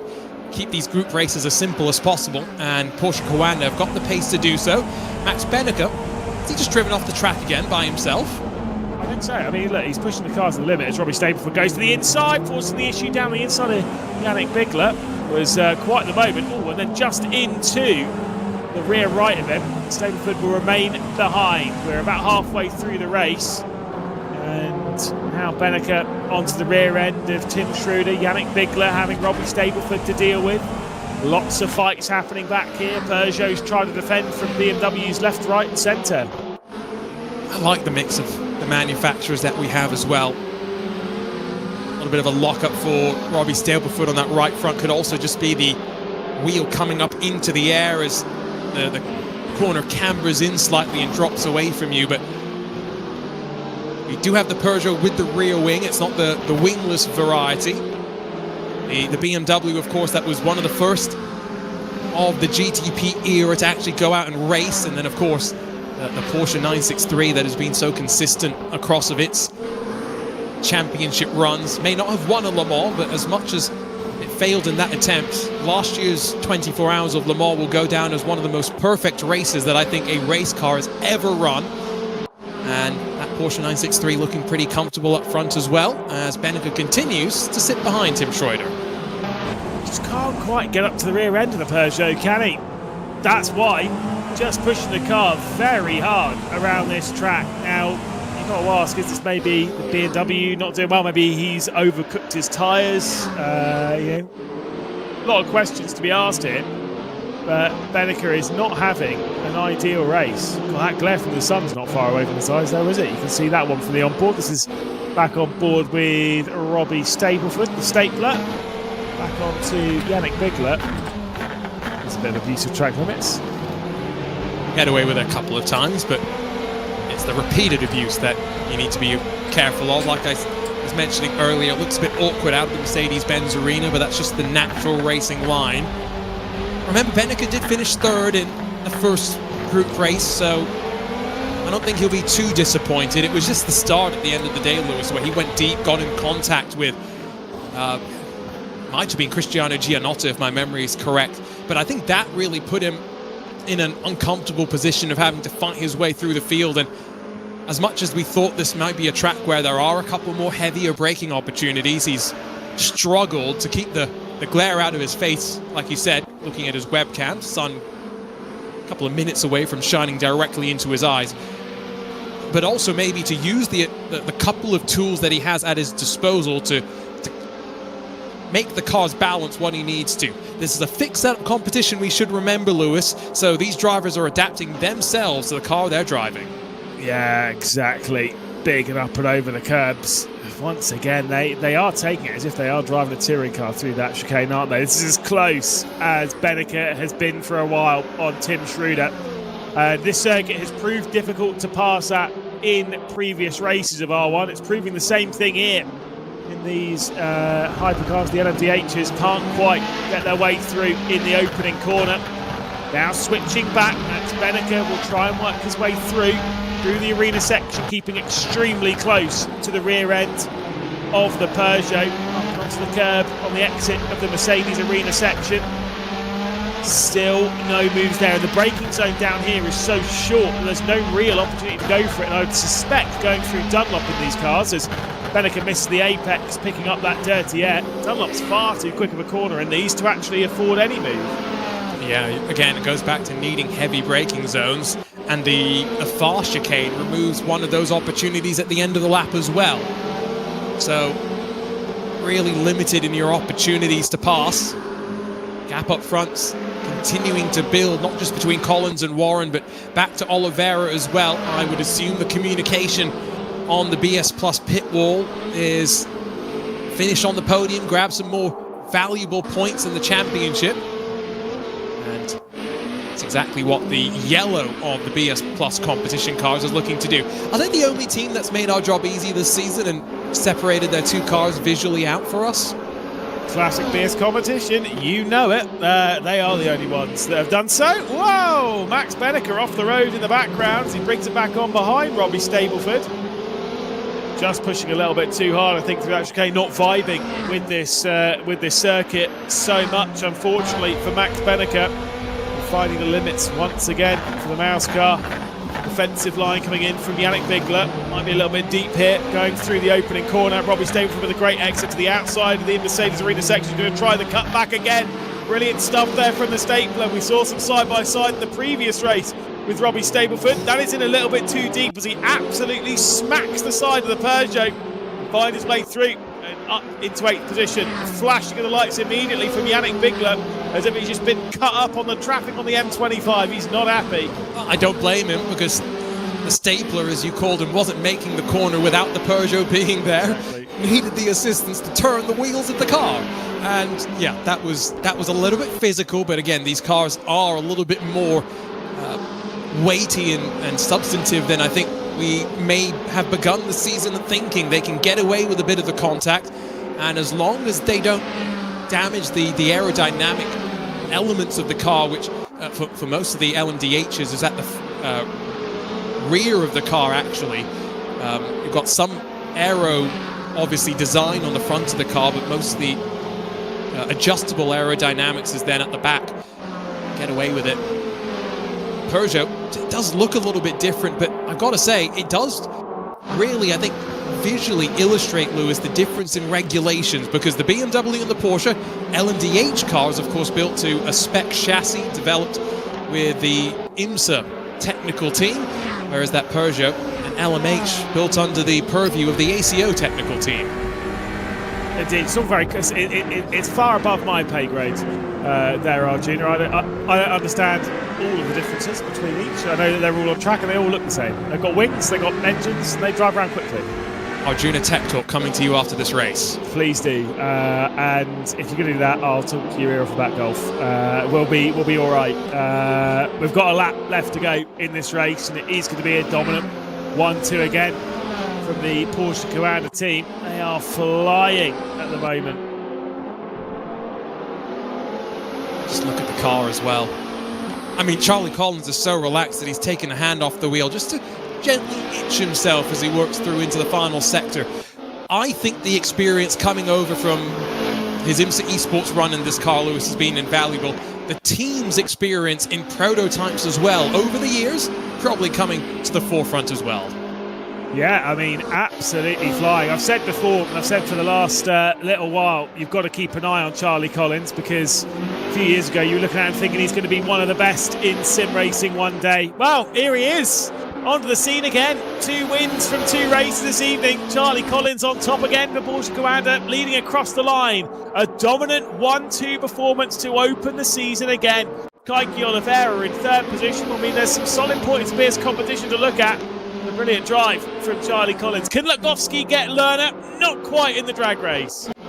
Good effort though. Moritz Lohner taking advantage of his teammates' issues at the start of the race to score some valuable points. So both Maus drivers actually contributing for the team at the end. Wait for Kimi Happala for Dominic Ladler and one of those Rennsport community pairings to come to the line as well and close out their first round of R1 competition. Bet they've got plenty to say. Well, we can see Charlie Collins there at the top. Didn't get the fastest lap in the race. Dane Warren in 2nd position. Kaiki Oliveira in 3rd. Cristiano Gianotta will cross the line in this race to finish in 4th position with Moritz Lerner, the highest placed Maus car. Cody Nikolatkovsky will mean the Rennsport Community Team 1 will score decently, at least in this race. Tim Schroeder in 7th position with Robbie Stableford in 8th. Yannick Bigler in 9th position. Max Benneker, Kimi Harpler and Dominic Ladler, the 12 cars to finish that race. Points-wise is what it does before we see the next group go out. Of course, this is times in the other groups, I think a little bit, because Verstappen and Racing haven't scored 38 points. They have 20-something to their name, if I remember correctly. But the important bit is those that have gone out in the session are correct. 72 points for Porsche Commander. Mouse there in third position on 35. BS Competition on 31. Solid recovery, considering that they only had one car finishing the opening race of the season. Rennsport Community 1, same thing for them. They only have one car finish that opening race. They'll be pretty happy, at least, with how things are looking for them. And we'll get ourselves ready for Group B in a few moments' time. Before that, though, we'll catch up with Charlie Collins once again, back into the commentary booth. And starting to wonder here, Charlie, how many times are we going to see you taking a victory this season? Already 2 from 2. Seems like you're very comfortable with this car at the moment. Hey, fellas, again. Thank you, Lewis. I mean, I don't want to get ahead of myself. I think is take it one race at a time. But it all went pretty smoothly for race 2, so no complaints there. Obviously, next week we'll see you racing against the Verstappen Sim Racing team as well. You'll be in the same group as them, and coming into the season, I'm sure you're all in the same camp. You know, we're expecting you and them to be the top 2 teams. What are you expecting from that bout? Yeah, I mean, it's always fighting against this team in all the sims and all the games. So I'm expecting a good fight, and although it's difficult, I think it brings the best out of both of us. So I'm looking forward to it, and should be a good watch. So what preparation can you do for next week, knowing that we don't know what circuits we'll be racing at, because we only know after the community vote, which happens on the day? How do you prepare for an event? Or is it just kind of try a few different tracks with the car, get a feeling for it, and then practice properly bit on the build-up? Yeah, I think that's a good way of putting it, Lewis. Honestly, I think just trying to find that rhythm with the car, and sometimes it doesn't really matter which track it's at. Trying to find an understanding of how to get the lap time out of it. So yeah, I wouldn't necessarily say we're practicing all the tracks. We're just kind of like I said, just kind of prioritizing that rhythm over anything. Well, a cracking night for you, Charlie. We'll probably be talking to you quite a bit this season, at least until next week. We'll give you a bit of a bye-bye. Yeah, cheers, fellas. See ya. Cheers, Charlie. We'll be joined by his teammate Dane Warren in the comms booth as well. Dane, couple of second places to start out this season. It looks as though you're pretty gelling with this car as you did with the previous. I wouldn't say that as much. Really? Yeah, I mean, the gap. You can see the gap to Charlie. I mean, he's pretty on it with this thing. I'm struggling quite a bit. Obviously, it looks like as a team we're doing some pretty crazy stuff at the moment. But yeah, I mean, personally, I'm not really too happy. Just kind of happy to make the most out of the night, I guess. What?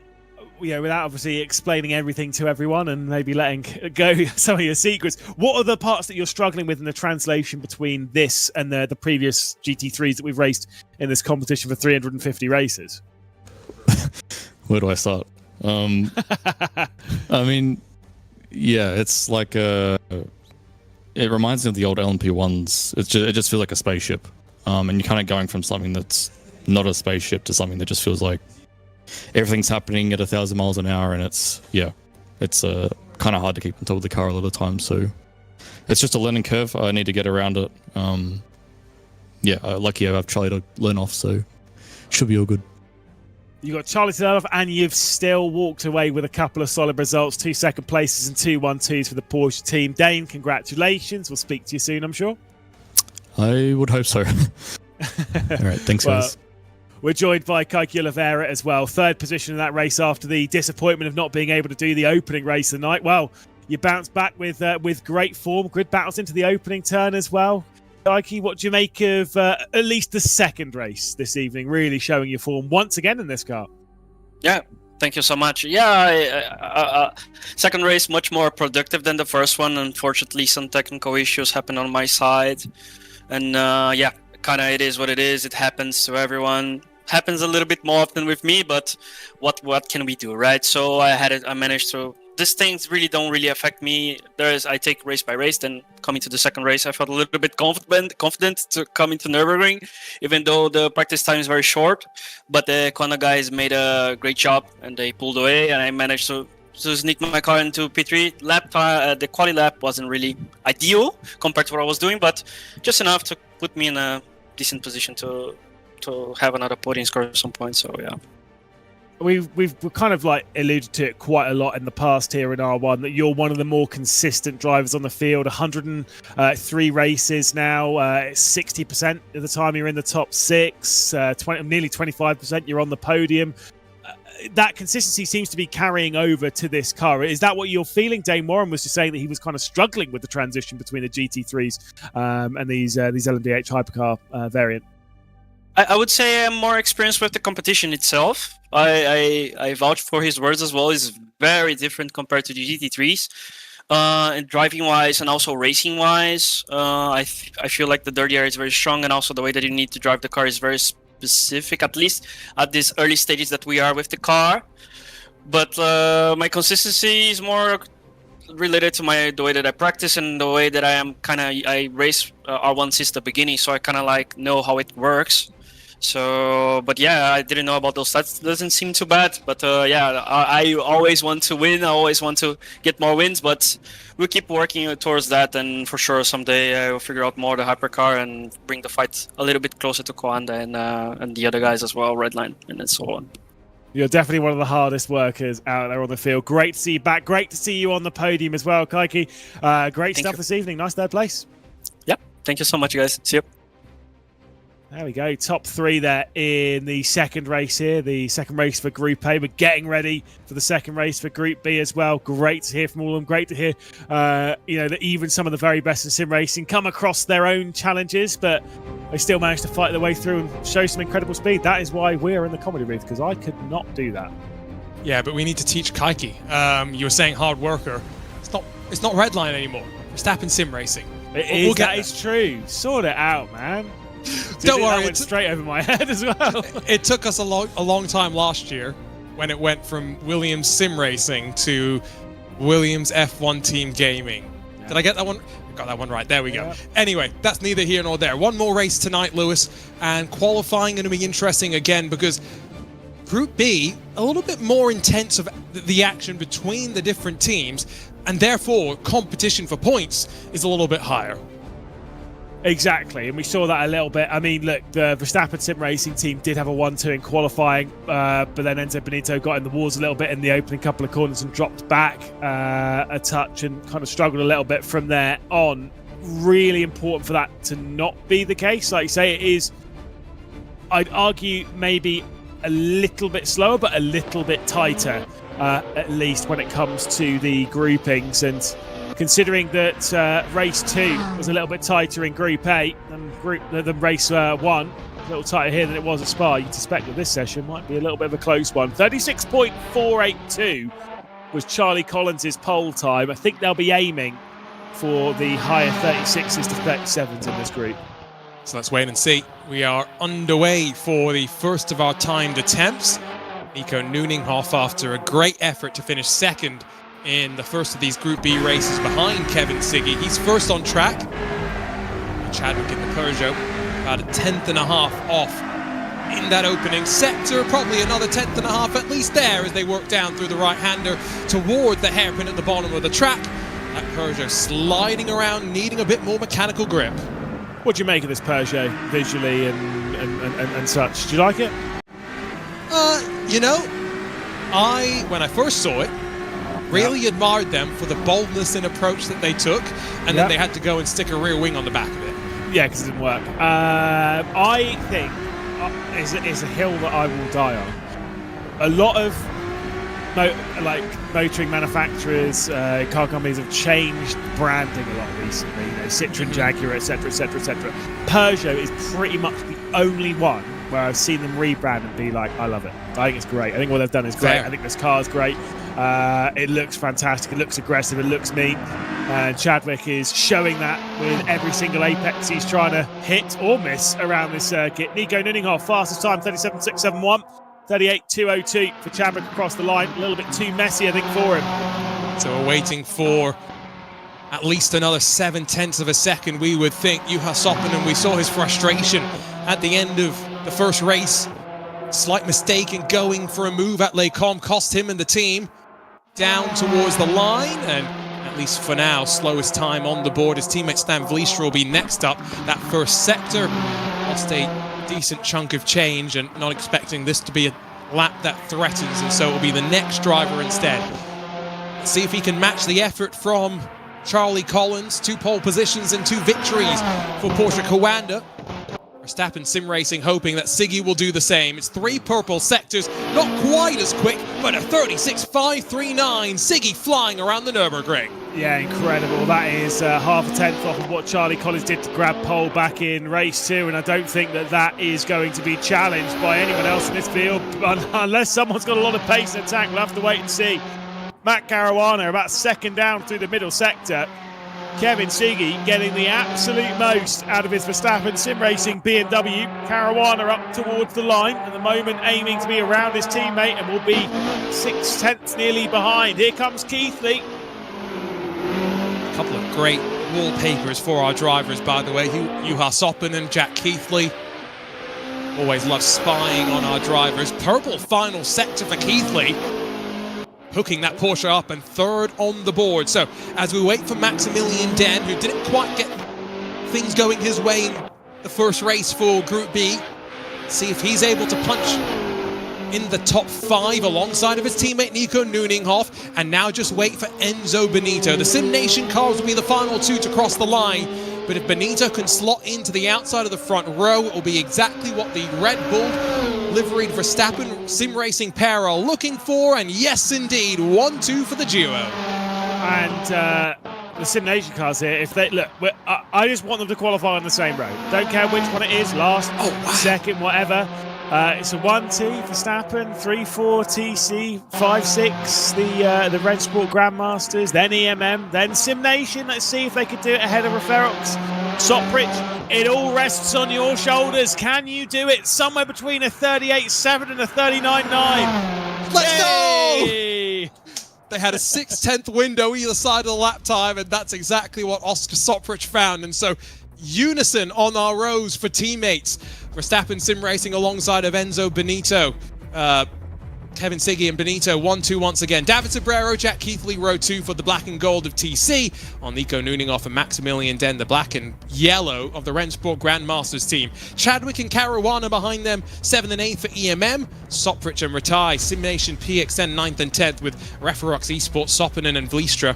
Expect a bit more place from Stan Vliestra after a slowdown on the first sector of the lap. I think cost him some opportunity to push from there. But this at least makes things quite easy, I would say, for the team managers, Lewis, in terms of how to approach the start of this race down to turn number 1. Yeah, full attack, take your teammate out, off you go. No, obviously try and keep it clean in the opening quarter. But I think because the starts are a bit all over the place here, I'm still expecting some 3 wide here. It's one of those ones, right? Especially if you're one of those teams, you know, on like the 3rd row, 4th row, 5th row, that kind of area, right? If you sit there and think, right, we're going to try and hold position in the opening corner, it can sometimes mean that you're actually tripping over your teammate more because you said, right, well, you're not going to fight in the opening corner, and so you're just going to try and get through it cleanly. But then someone else is attacking you, they're trying to attack someone else. It can get messy. Sometimes as a team manager, you just have to sit back, trust your drivers, and say, do what you got to do in the opening corner. And that doesn't mean take your teammate out. Well, we saw in the first race at the Nürburgring, Max Benecke went a bit deep and opened opportunity for a handful to sweep up the inside. This is a turn 1, which we do expect, Lewis, there to be a bit of jeopardy as they work their way onto the brakes for the first time. See them into that chicane, how fast it is. I mean, it is. Seeing that, it really explains why we're seeing larger margins between our top groupings in qualifying, right? That's why, you know, you're seeing even your gaps to pole, where normally we'd see it being half a tenth, couple of hundredths, right?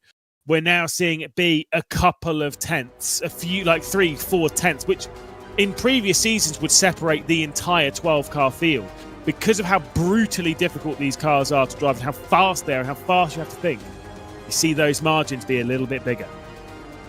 The ability to trust downforce, an invisible force pushing down on the car, is what separates the good from the great in this sort of racing. And Lewis, we've had 3 races, ready for our 4th and final race of the day, and 3 more of these championship rounds before we'll eliminate 6 teams from the competition.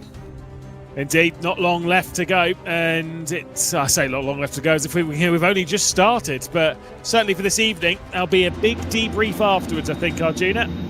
And so for the final time tonight, the lights come out, and off and away we go at the Nürburgring. Great start from the front row, and a great start from further back as well as we shuffle down to turn 1. Very defensive is going to be Enzo Benito as we work our way through the Mercedes-Benz arena, because Kevin Siggy has left him in the rear-view mirrors. Davin Sobrero defending from Nico Nuninghoff. Jack Keithley having to get the elbows out as they work their way to the end of this arena section.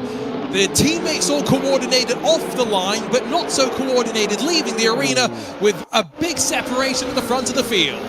Great move from Chadders around the outside of Maximilian Den now, and unfortunately we'll now see a battle between Will Chadwick and Jack Keithley, and if there's something that I'm absolutely terrified about in this series, those two going toe-to-toe. Whoa, okie dokie. Well, I mean, it'll either be unbelievable racing, or the two of them are going to be in the gravel trap. We'll have to wait and see. Jack Keithley building a bit of a margin coming off of Dunlop over Chadwick, who was brave to try and do that one on Maximilian Dent on the opening lap, dropping back to 7th position. Dent will be disappointed there. Sobrero in 3rd, Nico Nuninghoff up to 4th position. Jack Keithley just dropping down a little bit. On screen, by the way, in that camera shot, that is Nico Nuninghoff, not his teammate Maximilian Den, but the pair in the Rennsport Grandmasters, black, green / yellow, effectively a Grello sort of colour. 4th and 7th on the road, but 1 and 2 for Siggy and Benito, only momentarily. Another mistake through the chicane. Benito's going to claw his way back onto the surface of the track, but alongside of a couple of Peugeots, onto the power, down the main straight, hand in the air in exasperation, but Benito with another mistake. Yeah, I mean, look, I think there's been a few drivers that have had issues down that part of the circuit, so it's not too much of a shock. Benito straight back onto it, though, down the inside of Oscar Soprych, and he'll try and get the move done in the Mercedes Arena section, although I suspect his tyres might be a little bit scuffed after that moment. It was a big off for him, incredibly fast for him. Big send coming in from the Peugeot, going to push him out wide, and now Matt Caruana is going to come through. That was a bit naughty there from Oscar Soprych, and I'm sure Enzo Benito won't be particularly pleased about what he's seeing. Just goes from bad to worse. His teammate leads. Caruana's got a technical issue. Slides back onto the track and directly into the path of Stan Fleestro.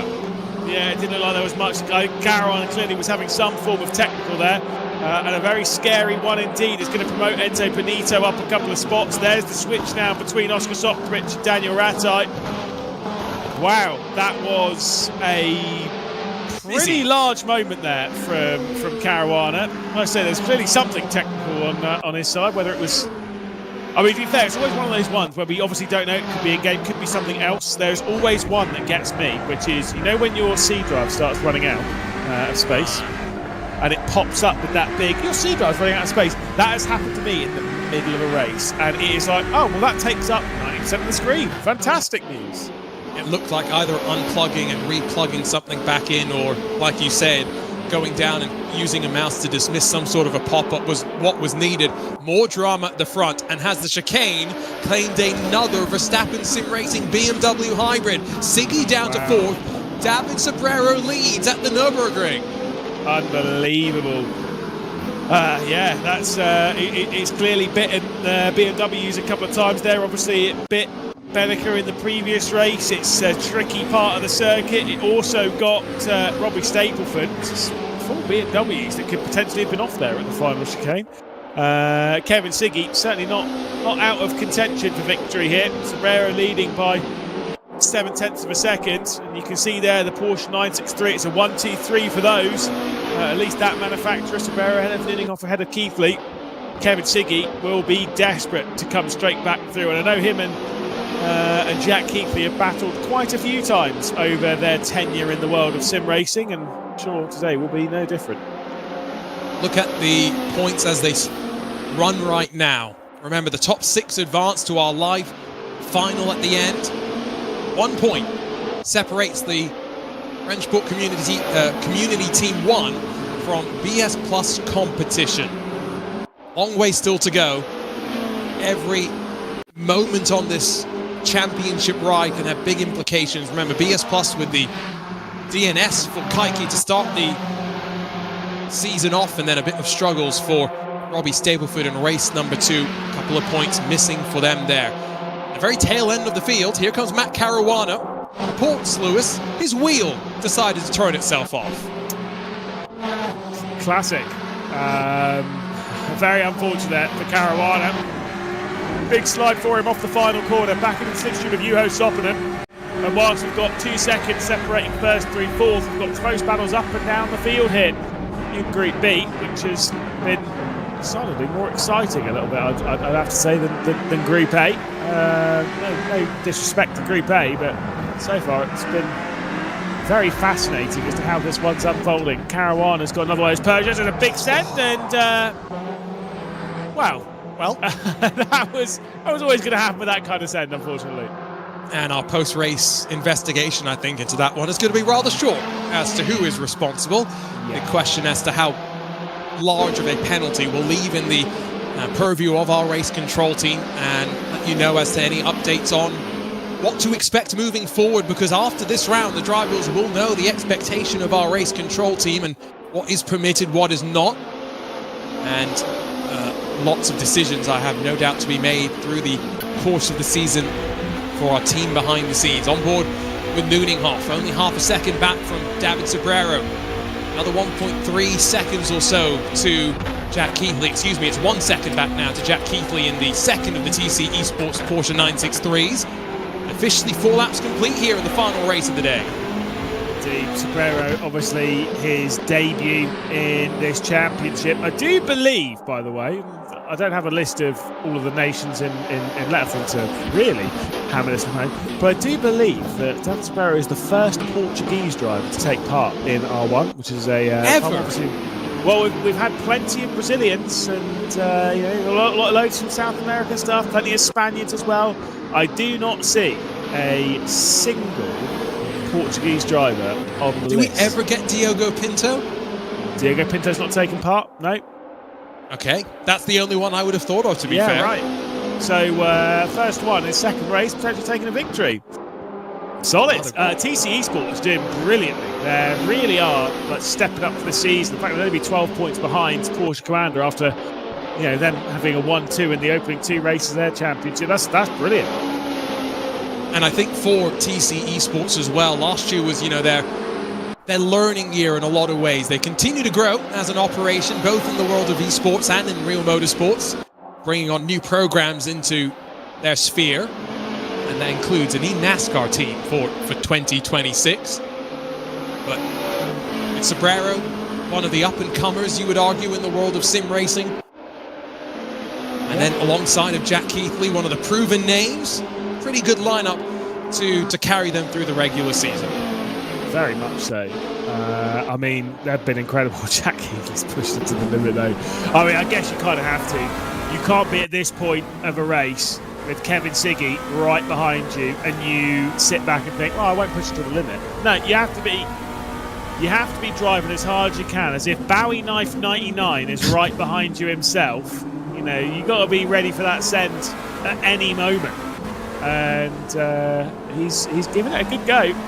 Is Keithley not leaving much on the table here? Obviously, ideally for him, he'd like to get ahead of Nico Nuninghoff and make it a 1-2 for TC, but that one seems like it's going to be very difficult. Nuninghoff is also flying. This quartet, very quick compared to the rest of the field.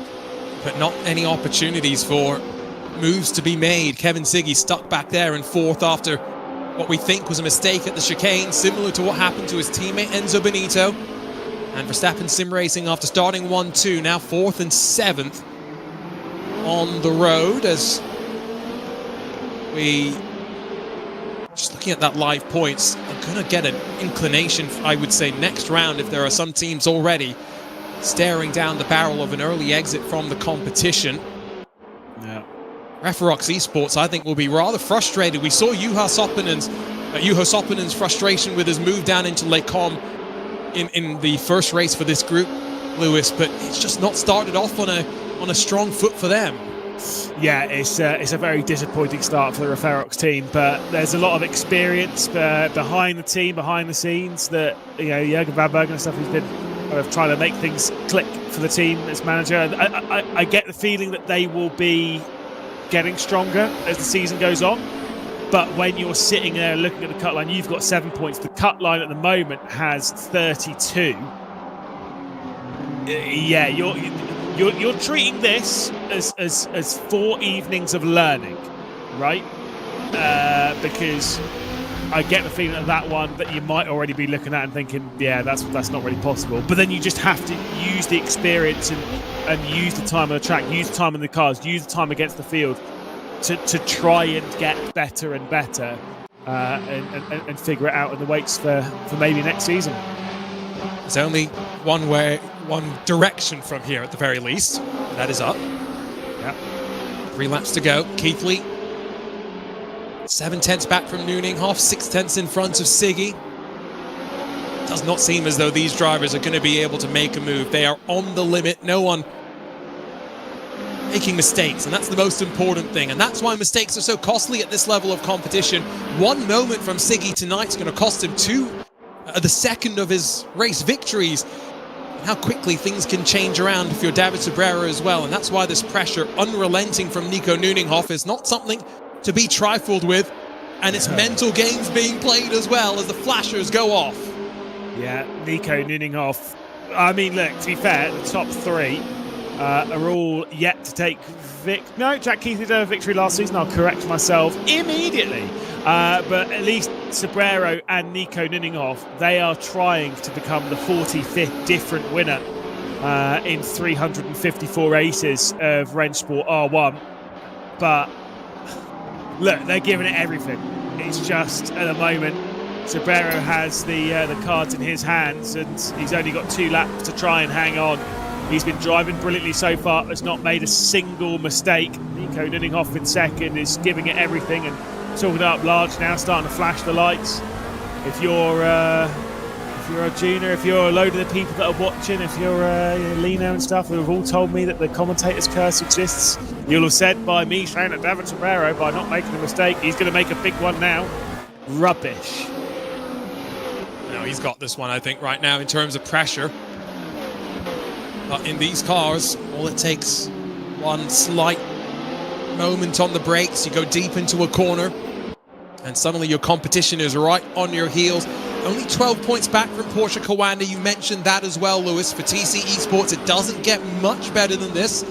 A very steady start to their season. Other teams that I think will be very happy, we've got to highlight the Rennsport Grandmaster team. Nüninghoff and Den, 2nd and 5th in the second race for Group B.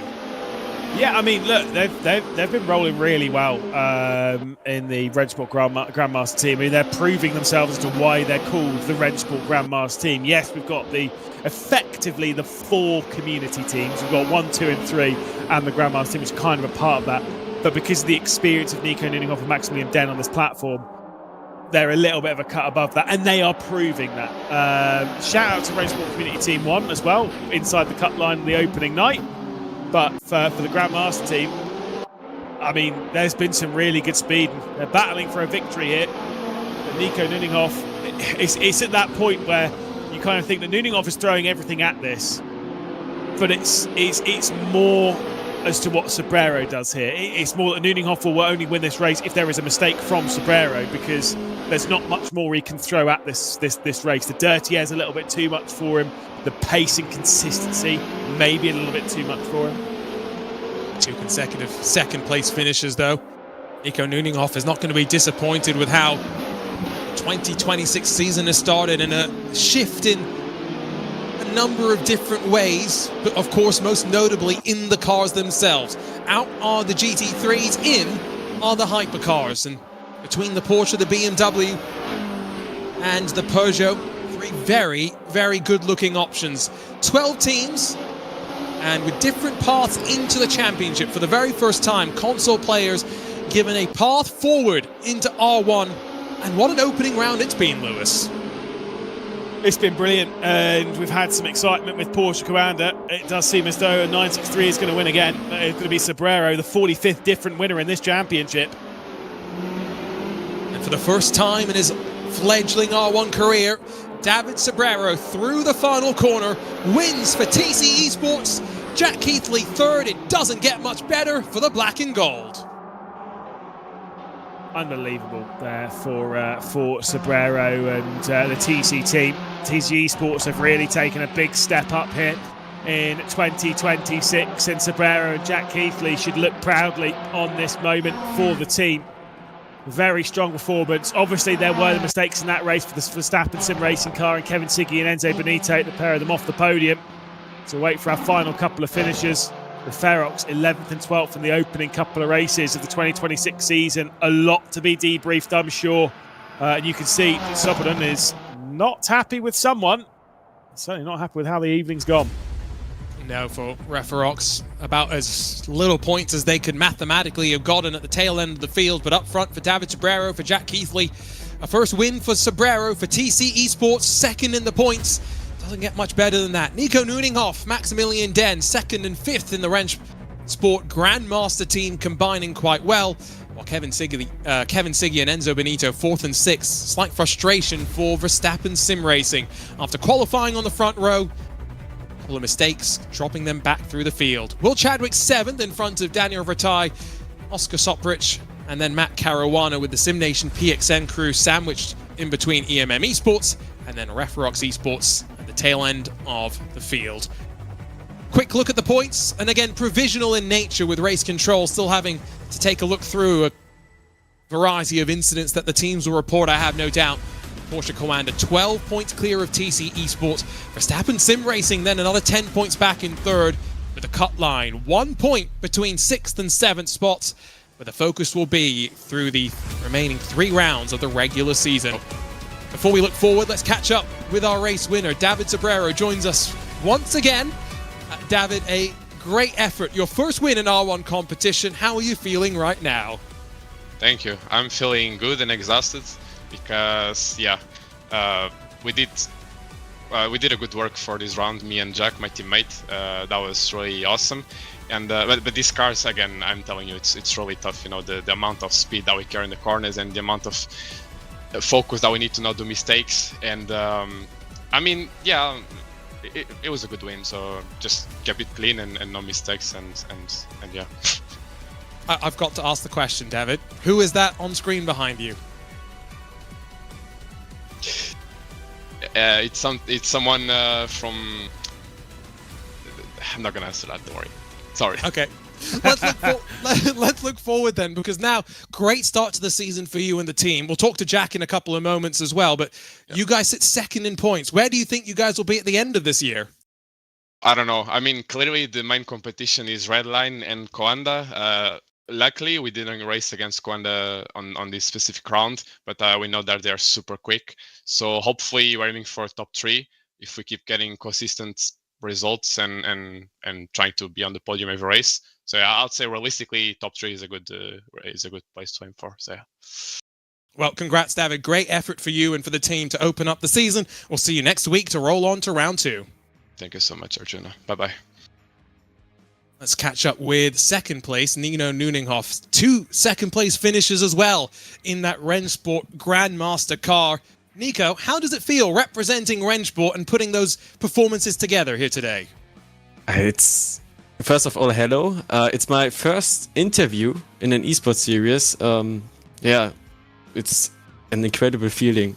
Never had that before. It's just crazy that Rennsport gave me the opportunity to fight against the big teams, and yeah, it worked out well on Spa and on Nürburgring. It's just, I'm sweaty right now. It's just good for the championship right now. Well, where do you go from here? You talk about the championship, but there's 3 more regular series rounds to go. How do you practice when it's going to be up to our audience, the fans, to decide where we're racing in about 6 days' time? We have to practice everything before we get a voting for every track. So my goal was to get used to the car at first and to find the right settings, right brake balance for, I don't know, Le Mans, for example, for the track. And yeah, we knew the track Spa and Nürburgring one day before this event or a couple of hours ago. So yes, we had little practice time. Well, Nico, amazing effort from you and Maximilian. We'll see you next week to roll forward this momentum. Yeah, thank you. And last but not least, let's catch up with my former teammate. Let's go, Jack. A podium for you here. And TC Esports getting off to a great start in this 2026 season. How are you feeling? I'm feeling great. This is the culmination of so much hard work. And to be not just a great team, but also a family of TC Esports to get this result is absolutely mega. I'm so proud of David for the win. I'm proud of the whole team for what we've been able to achieve today. It's been nothing short of mega. I'm really, really happy. And you know, you've been around sim racing, so you've seen a couple of different teams through the years. What makes this team and the background that we don't get to see so special and makes it so much fun as well? I can't speak for other teams, but here we're all good friends. You can chat to anyone. We're all easygoing, and when we're practicing together, we push each other, but there's no like egos involved. We have fun doing it, but we know when to be serious. It's just a great environment to be. And yeah, sorry, I'm just buzzing. I'm just really happy for that result. But yeah, being this team is just absolutely awesome at the moment. It's the place to be.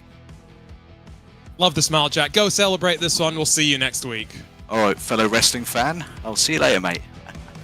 Showed his moves off on defense today, did Jack Keithley.